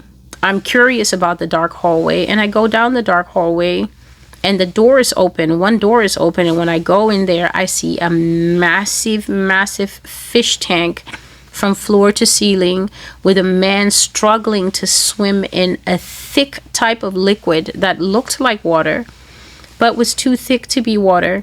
It looked like something that is inside these cooling pads for athletes. You know, the ones that you can put in the fridge and will cool, or you put it in the microwave and it'll heat up. It has a gel in there that's very mobile, that if you squeeze it out, it looks like a type of water, but you can grab a fistful of it and squeeze it and it'll squish between your fingers. I saw the man in the tank floating in it. A man was struggling inside the tank, and when he came closer to the glass, I realized with a shock that it was Charlie Kirk. And I shouted in my mind, "Oh, what is he doing in that tank?" And at the same time I had the thought, "Fwing!" A bullet ran past into the tank. This thing amazed me, how the bullet entered the tank, and yet the tank never broke. And this is God's wisdom in why this dream is called borosilicate, a glass theory. Borosilicate is a highly reactive glass. Like I said, you can freeze your leftovers. You can freeze the lasagna in a borosilicate glass. Take it and put it directly from icy frost. Put it in the microwave. Put it on a microwave 100 power 3 minutes. And that thing will heat up the lasagna in there without cracking, without breaking. Borosilicate is a glass that reacts very quickly to changing circumstances. And that is the trap that man found himself in. He found himself in a place that he always thought was safe, and without thinking, without warning, whatever place it was that he thought was safe, whether it was the turning point that he built, whether it was the fact that he built it from just harassing kids, prove me wrong, all the way up to some kind of huge thing that if you know what this thing is, it moves and flows hand in hand with the Republican Party. Turning Point was instrumental in President Donald Trump's presidential run last year. You could have bought me for 3 cents finding this out. You could have bought me for 1. I had no idea that this man was this close to the source of power. Borosilicate is a glass that'll turn on you without suffering any harm to itself. God's smartness cannot be contained. Just so you know that he didn't send me here based off of TikTok videos and investigative reporting. Borosilicate. I kept hearing they're shooting Charlie Kirk in the tank. My brain is, why does the bullet not shatter the glass? What kind of tank is this? What kind of water is this? This water is not free. This is not real water. It appears like water, but this man can hardly move in it. This man found himself in a box that turned on him so fast, from hot to cold. He thought he was encased in a place of safety, and it turned literally into a tomb. Something that looks bulletproof on the outside admitted they were just doing pot shots with him. A pot shot is when you have boys or cowboys on a farm and they're bored and they've done all their chores and there's not much to do. The animals are sleeping or whatever has happened. Then they go and they set up glass bottles, empty beer bottles on the fence posts. And then everybody stands far away and then everybody just shoots to see who's the first to shoot 3 bottles. That's what it means to just take pot shots. In conversation, taking pot shots is when you and someone are discussing and then you just start taking personal jabs at them. You just start taking personal remarks at them, maybe because you don't like what they're saying, or they're better in the debate than you, or they have better points than you, and you now just want to tear them down personally because you can't handle the facts that they're bringing, so you now just want to do personal attacks to them. So I saw with a shock that this man was in this tank, and I exclaimed, "What is he doing in that tank?" And right then a bullet ran past me and I jumped and I looked for who shot that bullet, but I didn't see anyone. And then all of a sudden Erica Kirk was standing right in front of the tank, directly looking at her husband, and he swam to her quickly when he saw her standing there in that same outfit, white t-shirt and the black leather pants. He swam to her quickly, but like I said, he couldn't talk because he was conserving his air. So his face was like, why am I in here? Why am I in here? Get me out. Why don't you do something? Get me out of here. Let me out of here. And then phew, another bullet came, and he was forced to retreat away from the glass to keep himself safe because he couldn't see who was shooting him. But myself, when I turned around, I saw again a bald-headed man in a black muscle tee, okay, doing a full shooting range professional double-handed grip stance on his gun. And I saw other men positioned around the tank, including another man who was just taking it for a joke. He was on a chair, his feet were on another chair, and he would just lean back and put his gun from the hip and just go pew, pew. He was just putting his bullets in a way that was forcing this man to move around. And then the bald-headed man from behind came to Erica Kirk, and then he said, you need to wait outside. You need to wait outside. So the first time I couldn't hear. He just said a few words, I said. But this second time, the sound was on, and he came to her and said, you need to wait outside. Then when she started to move, he said, wait, here, put these on so you don't have to hear anything. And then he put the gun range protective ear covers on her head. And then he took her by the upper arm, and he escorted her right outside the room. So not far, just right outside the room, away from the open door. And he left her there and went back inside, and she leaned on the wall and slowly slid down the wall until she was on the ground. She hugged her knees. She pressed the ear protective covers very closely on her head so that she won't hear anything. And then she hugged her knees, and then she started rocking back and forth, like that. And then the other man came back in. He took up wide-legged stance, shooting both hands on the gun, two-handed grip on his gun, and he loosed a bullet right into the tank. I saw the bullet, gold bullet, flying very slowly right over Charlie Kirk's shoulder, and he darted away from it. And then another one came from behind him in the tank, very close to his leg. None of them hit him. But what I saw the men was doing is they began shooting in a smaller and smaller grid, meaning that he couldn't swim all the way to one side of the tank anymore. They began to close up the grid around him, and I knew a bullet is going to hit that man soon. And I started screaming with the realization, again, it's the government shooting this man. I screamed because I knew this man's death is actually bought and paid for. And God started saying, borosilicate, borosilicate, borosilicate, confusing the living daylights out of me, because everything that I'm explaining about this glass, obviously, and the understanding was only given to me after I woke up when it was morning. In the dream, I was thinking, Lord, can you explain to me why you are talking to me about expensive glass tumblers? What does that have to do with the position this man finds himself in? And so I slept. I had the same dream again. This time, when I came around the back buildings, I was cautious. I was remembering now that I've seen something. First two dreams, no idea. So going through stuff, no idea. I slept right away because heavy-hearted at what I'm seeing, and I had the same dream. But this time, when I come around the back of the buildings where these so-called science buildings are, I am cautious. I'm not just walking. And the first thing I see is the science building that I always go into, that particular building. The door is already open, and a U.S. soldier comes out in full uniform. Again, the green fatigues. But he's not marching anyone in front of him. He's dragging a dead man by the foot out from the door of the science building. I don't know who this dead man was because his face was extremely bruised and beaten, that it would have been hard for anyone to identify that man unless that person was their mom or their next of kin. It would have been hard to identify him because somebody had used the butt end of a gun or something similarly blunt to beat that person so bad in their face that their features were bloody, that you couldn't tell what color of man it was. But also the face was also swollen past the point of recognition.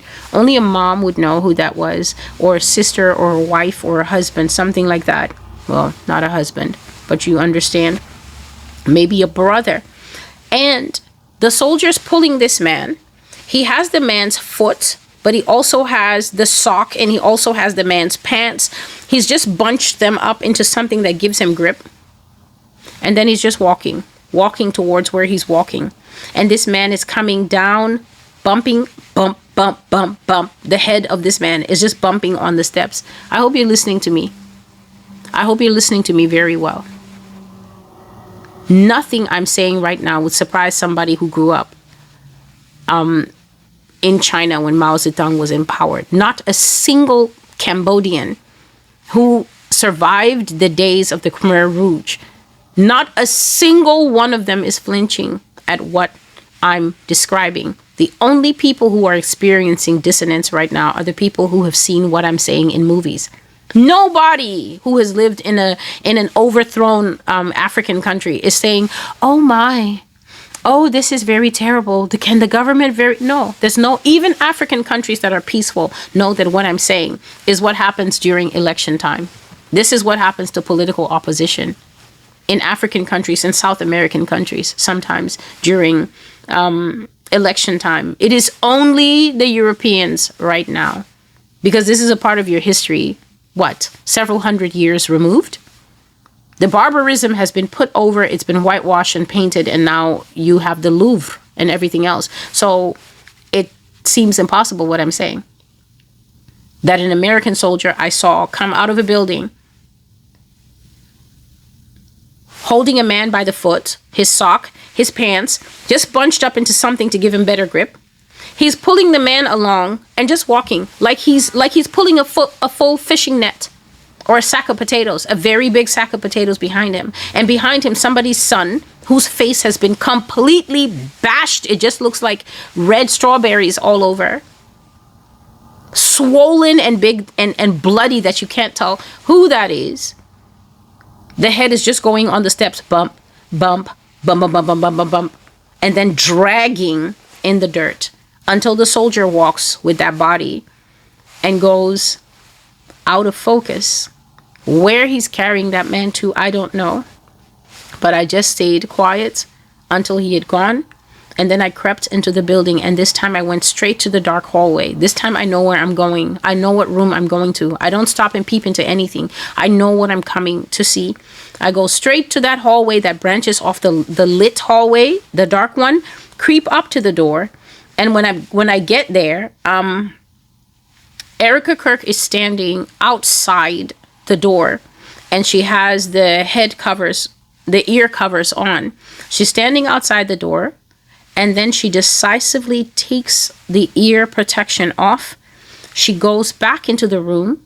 I'm standing there and peeping. I see her in the hallway. She's supposed to be rocking back and forth. No, she's standing up and she has the ear protection on. She takes it off. She goes back into the room, and then she goes and stands directly in front of the tank as these men are shooting Charlie Kirk.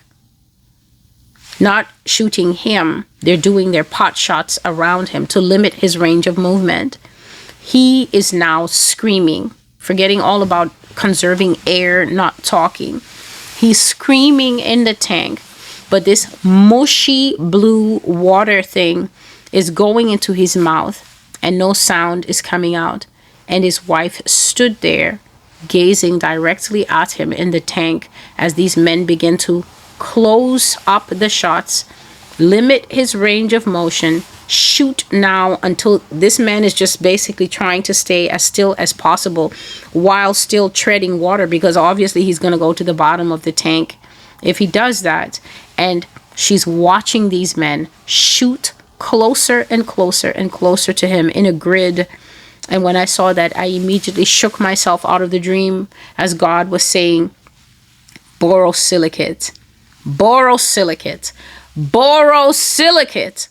And at that point, I was so confused and afraid because I hear God giving me this word that I can't place, that I can't use, that I don't know what it is. And all I'm thinking is, how can the government shoot you when you're so publicly affiliated with them?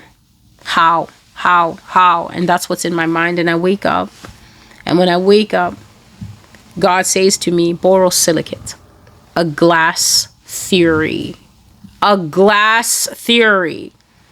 And so I named it the name of the prophecy. And then I set about trying to remember all my dreams.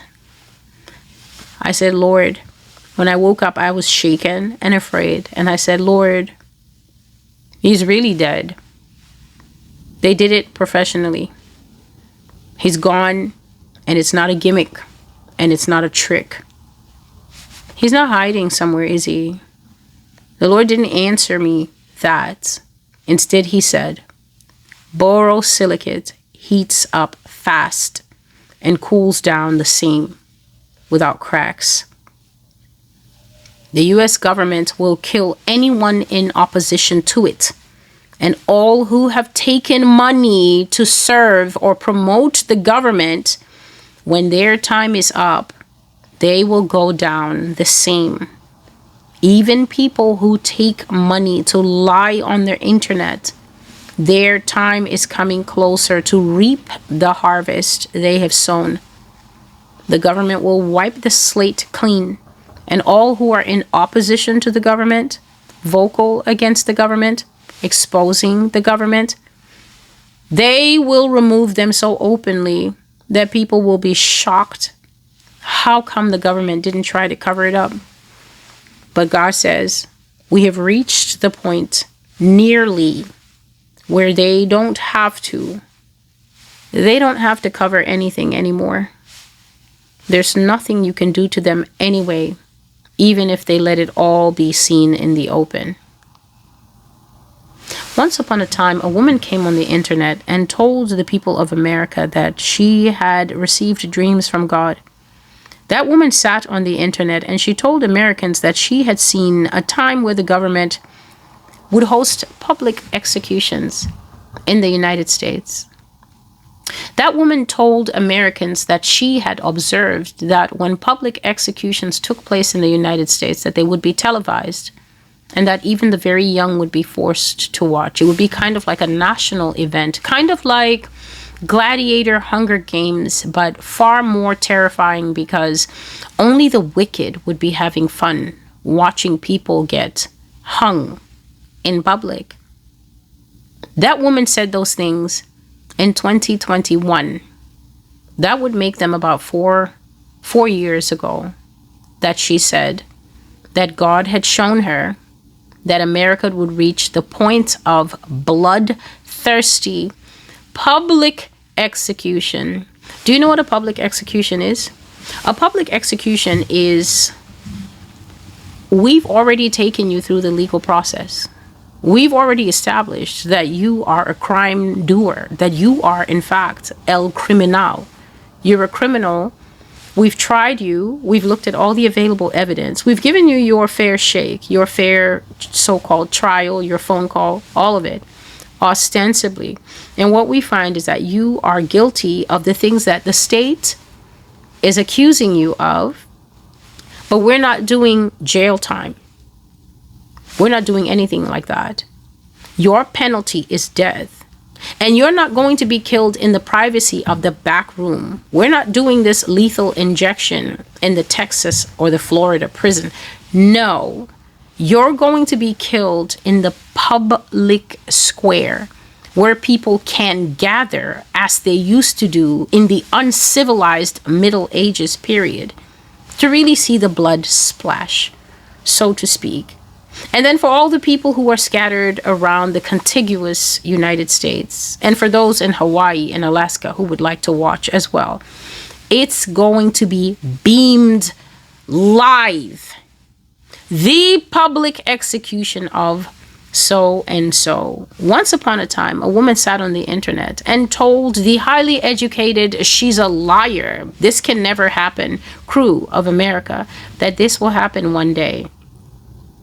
Here's God giving a helpful bridge In order for the government to get to the point where it will freely kill people of all manner of assumed crimes that I told you that I saw that in the future, and this was in my 2020 prophecies, I saw in the future, the prophecy is called Pogroms in America, that you could die for anything. Literally anything. I told you that a law would be made in the morning, and if that law was made at 7 a.m. and starts to be active at noon, and you commit some kind of parking offense, your eyebrows aren't plucked equally. One is thinner than the other.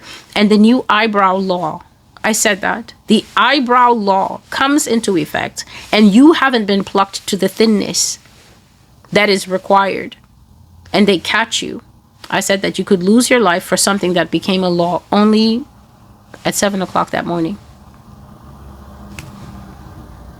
People didn't believe me.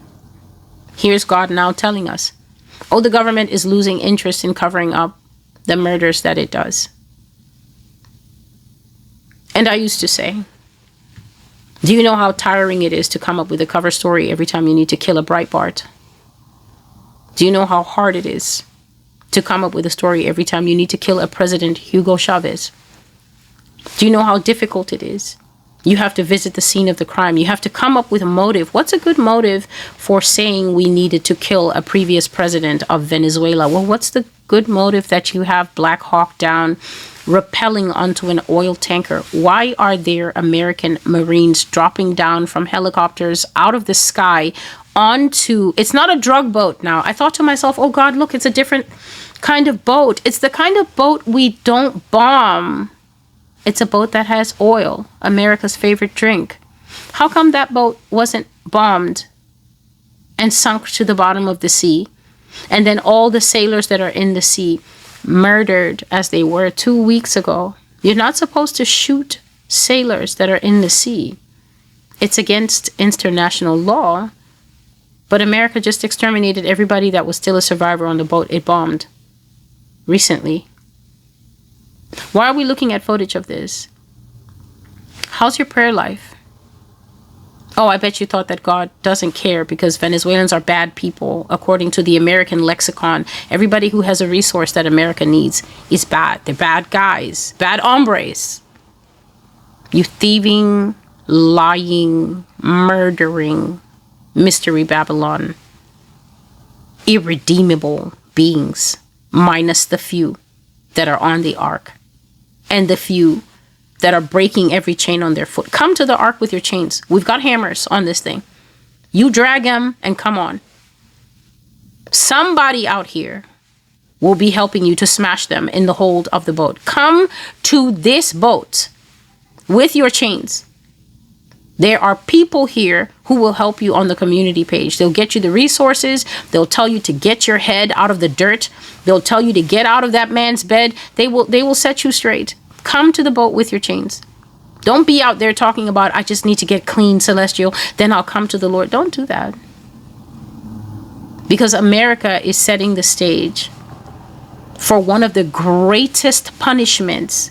God said that the way he will punish this country will surpass anything that has been written biblically. Did you watch that prophecy?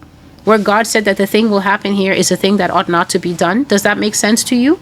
The person who is about to do something to you says to you before doing the thing I'm about to do is a thing that ought not to be done. If God says that the thing he will do ought not to be done, who's going to stop him from doing it? Who's going to beg him and say, don't do it? The doer of the thing says, I really ought not to do this. The Lord said that the skies of this earth have not seen the judgment that is coming to the United States. You're dropping out of the sky now like black widow spiders in broad daylight. Listen to me. Pretenders and liars of the United States of America. You're dropping out of the sky on live footage, taking over someone else's natural resources on live TV. You mean you're not doing it at night the way you always did? You mean that you're not going to claim weapons of mass destruction first before stealing? A nation that no longer wants to set a pretext for stealing. This is the nation that you still trust will come up with a good false flag. before killing. Will come up with a great false accusation to say, oh no, we killed her for seditious behavior. Here are multiple clips of the sedition. She literally hated the place. She woke up every morning filled with hate. This is a nation. This is the nation that you think you're safe in these borders with.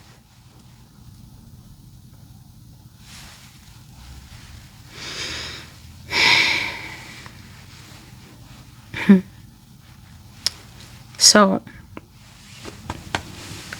God says that the government's going to kill whoever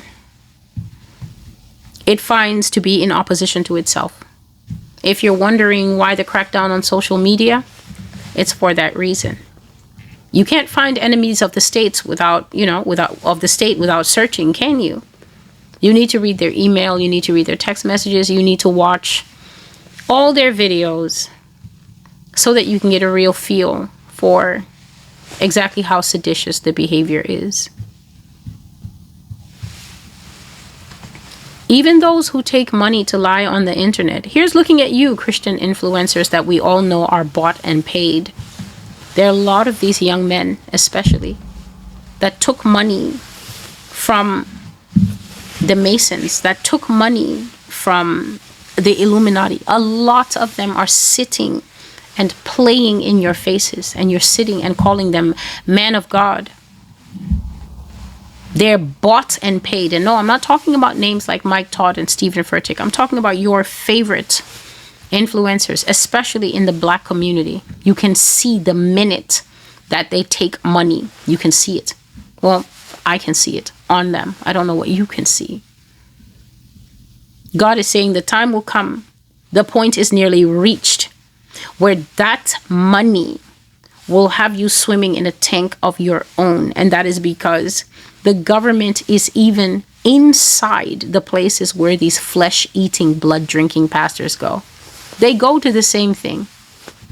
The politicians and the pastors, they attend the same masses. They're all in the same group. And the time is coming because player one is impatient. Ready Player One? He's impatient. He doesn't have time for all this. When the transgressors reach their full, then the man of sin will stand up. The man with the fierce features who understands dark Satan. He doesn't have time for that. He's very impatient to touch the one ring to bind them all. The one ring of power. He's very impatient, this man, to have his throne set up and he sit on it. And so, when I woke up, God said Borosilicate, a glass theory. A glass theory, he impressed upon me. And so I knew that that was the name of the prophecy. Borosilicate, a malleable, very powerful, very strong, very resistant safeguard type of glass. Very resistant to breaking.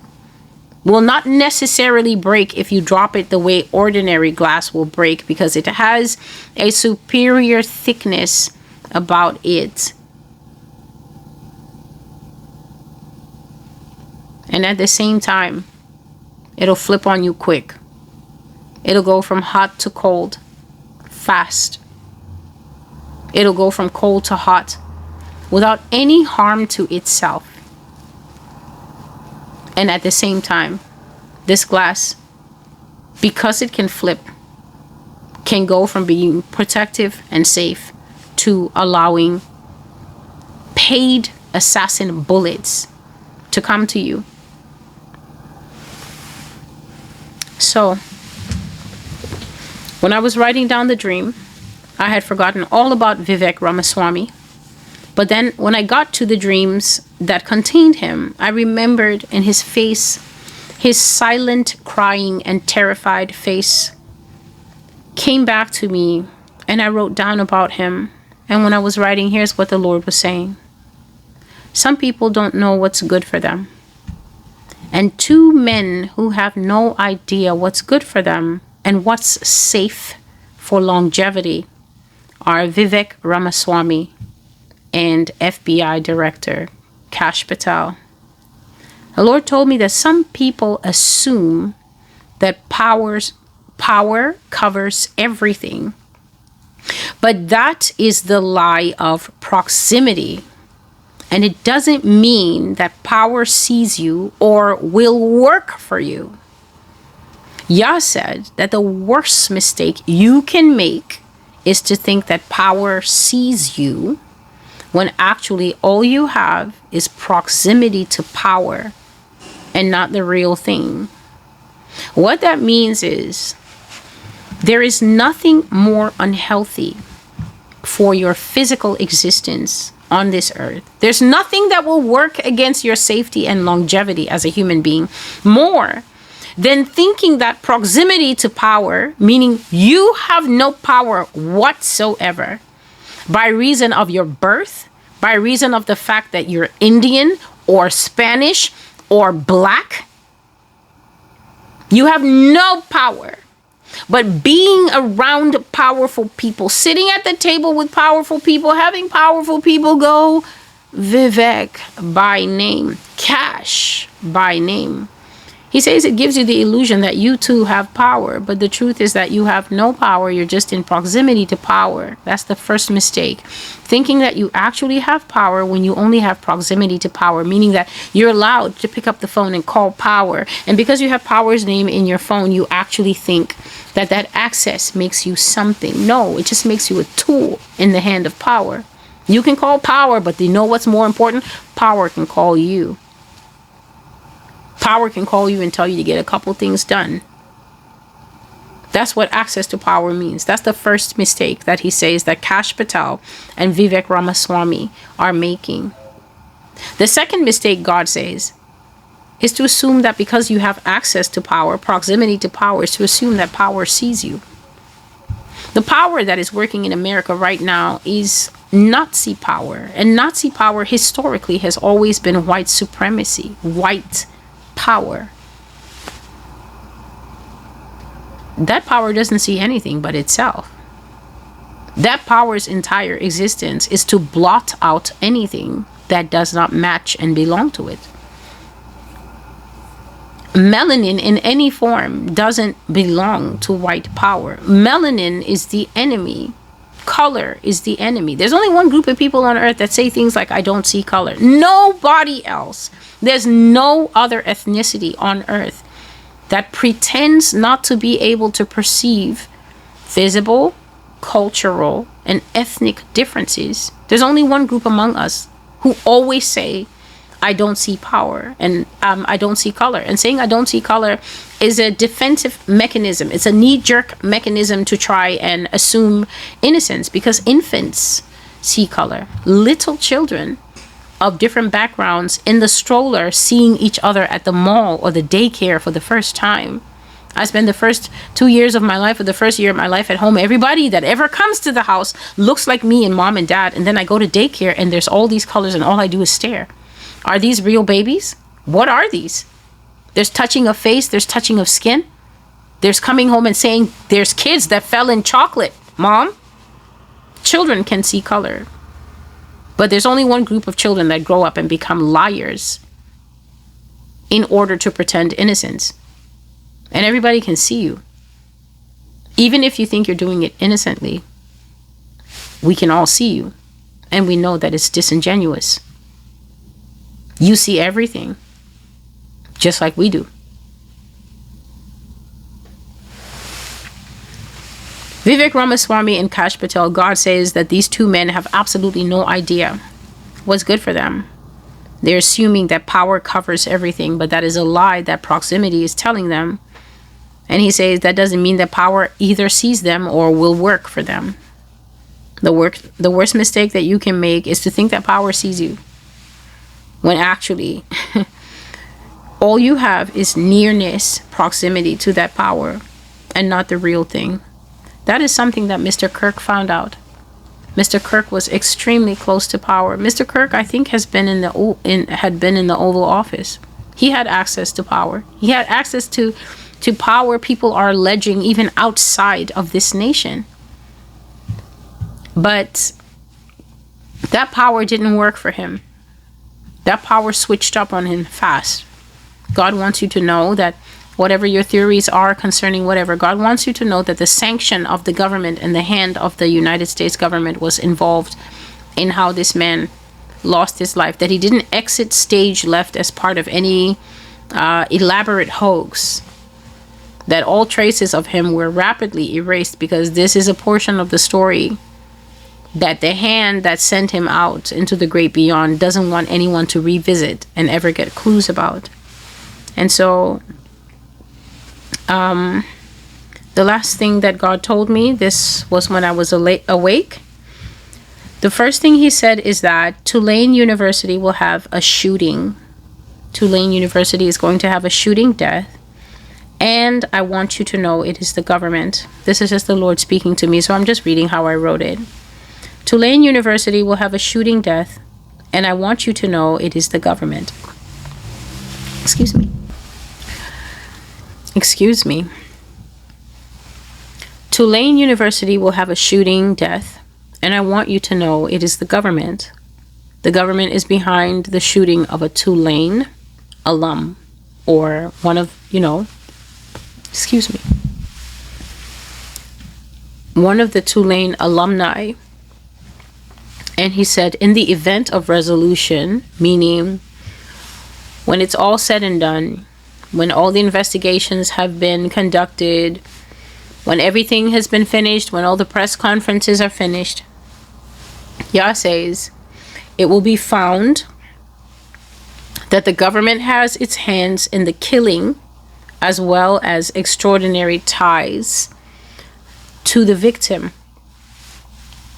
The victim has or knows or was working on certain things that the government is involved in. Yah says that it doesn't matter who is eventually caught or who is eventually blamed for the killing. Yah wants you to know that the government did it. The same with Tuskegee University. Someone will be shot there, and the same pattern will be seen. This person will either be close to the government, have ties to the government, and also it will be found that that person had certain things that they had going on that the government was involved in. The Lord says the government is tying up loose ends, and people will be dying in seemingly unrelated incidents, but it is the government covering up its tracks. So I just, excuse me, please. I had to do a little bit of research on these universities. I don't know much about them, except the fact that Tuskegee is extremely, extremely vaunted, venerated, and famous as one of the top and leading Black universities in the country. And both of these, Tulane and Tuskegee, they happen to have very strong medical research departments. Tuskegee University, in fact, is, I think, the only Black university that offers a vet program. So if you want to study to be a vet and you want to go to an HBCU, I think of all of them, this is the only one that offers a vet program, or you'll have to go to another institution, that isn't primarily Black. But for Tulane and Tuskegee, both of them, in fact, Tulane University is known to have a particularly internationally famous research section, and especially medical research. And so you might remember during the COVID years that I used to talk a lot about the weaponization of disease. I used to talk a lot about what God was showing me, that in the end times, bioweapons would be a very big thing. That is actually where most of the plagues that we're going to suffer in the future, most of the plagues that fulfill Revelation chapter 6 and verse 8. And I saw as it was a white horse, and with him came death and plague and killing with the beasts of the earth and all that. Okay, we're going to go into a season where we have terrible plagues. We're going to have plagues of things that everybody thinks has been eradicated from the earth completely.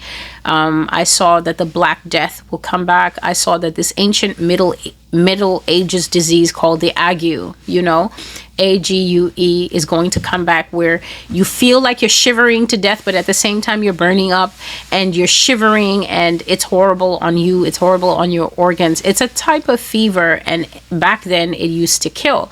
But I definitely saw that the bubonic plague, which is the Black Death, is going to come back, because we're going to have an oversurgence of rats, especially in international cities like we've never had before. I've talked about the rats, that these rats will be out here as big as cats, as big as small puppies.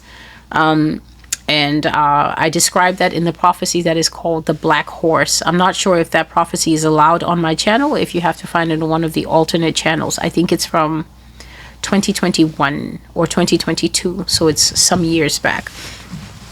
But I spoke on weaponization of disease, and I spoke on how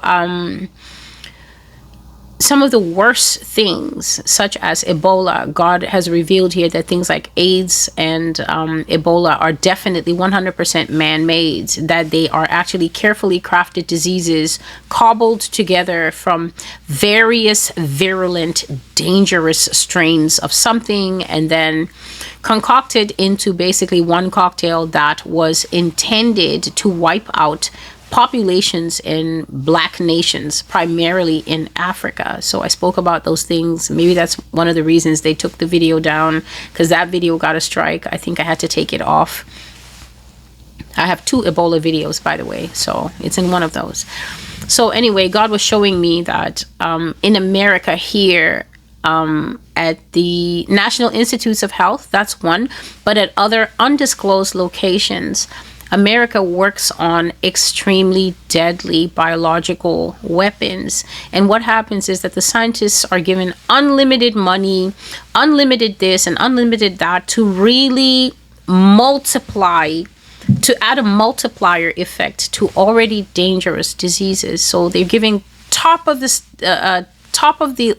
line, state of the art labs, unlimited budgets, all the staff that they need. If you need to recruit that person from Germany, we'll get them for you. If you need that person from so-and-so place, we'll get that for you. And they form these crack teams.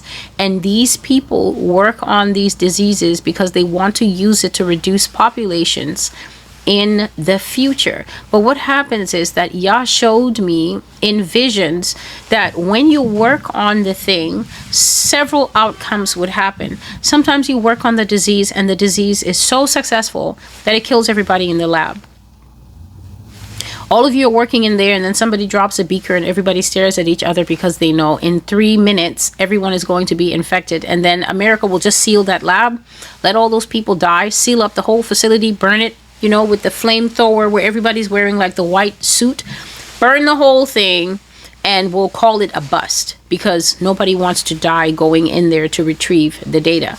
Sometimes you're very successful and you come to a safe resolution and you create Ebola chapter 59, and then you tell the government, and the government is great. So Marie, we're just going to come by and see you. And then what will happen is they will shoot all of you. After you hand over the data, after you explain how everything works, right? They will kill all of you on the medical research team, because they don't want you getting a conscience later on when they see you wiping out the population of Yugoslavia with it, or killing all the NATO countries because they won't back your wars. Then you go on live and then you say, I was the lead scientist. The government will never tolerate that. So it's either there was a mistake made and then the people killed themselves. I saw that sometimes they were so successful at what they created, they mistakenly killed themselves with it. It became so deadly that they caught what they made and they died from it like that. And sometimes they died from it and only them, and then the government was like, oh, this is great, and then took the thing. They were able to take it. Other times it was handed over, project complete, and then all the people who did it were killed. That was another thing. And what else? Yes, I saw that basically they were putting people to death because they didn't want them sharing what they had been working on. So that is one thing. And this is the impression that I was getting, that the death at Tulane University that Yah says it's coming, and as well as the death at Tuskegee, it has to do with, he says that these victims will be found to have ties to the government. Okay, and they also will be found to have been working on something or involved in something that involves the government. It might be medical research, because that's what these two universities are known for. It could be weapons. It could be aliens. It could be anything. But Yah says it will be found that ties do exist between who gets killed and the government. And he said that it doesn't matter if they bring you another Tyler Robinson, right, to blame, and said that, oh, it was this, or oh, it was lab error, it was neglect, it was this, it was a technician error. It's not like that. Yah says that the government is cleaning up its footprints. The only time you clean up footprints is when the project is complete and you now want to take ownership of it, but divorce it from the source that worked on it, because you can't take the risk that they will talk, that they will say something, that they will disclose. Remember always, whether you've watched the video or not, the beast is a single player only. No loose ends tolerated. No live streams later because you're disgruntled, because you have an argument with now the seat of power, and you want to go live and you want to tell people what happened, and you want to say, oh, I was there in Bohemian Grove and I know the plan. They're planning to do this. They'll bring another pandemic in 3 years. Nothing like that. Loose ends will be wiped. People who have second thoughts will be gotten rid of. Anyone who thinks to go live, anyone who grows a conscience, you will be gotten rid of. So now please let me read you the rest of what was at the beginning of the message. Just things that God was making sure that I heard and understood. The U.S. government is killing people, and it's as simple as that. It's not a revolutionary thought, because as often as I've said it here, it should actually be a tagline of the ministry. The problem that I'm finding is that people get used to the things I say, and so the brain just starts to get comfortable with an idea that the leadership historically, don't think that I'm speaking Republican, historically, John F. Kennedy did not die because he was bitten by a tsetse fly. He was shot in his head by the person who was driving him in front of witnesses. What more do you need to let you know that the leadership of this country is not in the parties that you elect, but that there is a hand behind the scene that Yah is now telling us? The hand doesn't care if it gets seen or not. See me. Okay, so what? What are you going to do about it? We have all the guns, and soon the few that you have will have as well. What does it matter if you've seen me? What does it matter if somebody's cell phone caught a little piece of something and someone looks suspicious? And what does it matter if we poured cement over the scene of the crime? What are you going to do about it? You're going to uncement it? This is who we're dealing with. The government is killing people and seems bound and committed to keep on doing so, to the degree where they will no longer bother to hide that it's them at all anymore.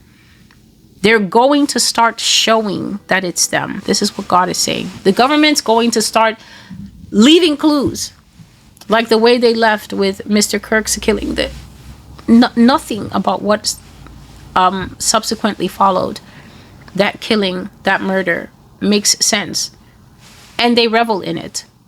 They revel in what people think they're doing. You've become detectives out there, and I want to let you know that nobody's a bigger fan of your TikToks eating popcorn than Chad and Brad at the CIA. They love it because you're chasing your tail. Because at the end of the day, the only conclusion you can reach is, I think the government did it, and then you're bang on. And that's what they want. God says that they want you to know, and I quote, that they are the bigger animal. He says they want you to solve it. They want you to Get rid of all the cast of characters. They want you to eliminate everyone until the only person that's left is the government, because they're waiting for that dun, dun, dun, that comes when you solve and you realize that the people on your TV are also stone cold killers. Because that's what they need you to understand, that they're the bigger animal and that there's nothing you can do about it. That you can solve for X, both sides of the equation, that you can find out that X equals the U.S. government that has killed its own presidents, its own leaders, its own senators, its own everything. And if you push too hard, you too. Down to the dog, you too. They want you to know that. They're lawless and they're reckless, but the government also wants to secure the top spot in the battle of wills of all the animals. Y'all was telling me the people of America will get reckless. The people of America will get lawless. And I've told you this whenever I'm handling the Civil War prophecies. I said that once people realize that the government is willing to break every law, the people will also say, why should we be keeping the laws? And the people of America are going to start breaking the rules. People in this country are going to become lawless. But what the government is saying is that when we match lawlessness, you're going to find out that there's nothing that we won't do. A man with a family, there's plenty that a man with a family won't do. There's plenty with a woman and with one child. You can control a woman with one child. Just call her and tell her that you like the way that her child played soccer this afternoon, and let it turn out that the boy really had soccer this afternoon, and name the school. That lady will do whatever you tell her. That's not a vigilante over there. That's not a hero. A man with kids, that's not a hero. A man who loves his wife, you grab it, you just say, I love the fact that she goes to so-and-so place and does her hair every Wednesday. That man is done. That's not a hero. The government will reach a point where it wants you to know that it knows where you shop. It wants you to know that it knows what you eat every Wednesday at the diner on your lunch break. That's why they gather all the social media data. Receiving phone calls like that and getting told we don't want to see those videos anymore. That's the whole point. So they will want to be known as the bigger animal, as the biggest animal on the block.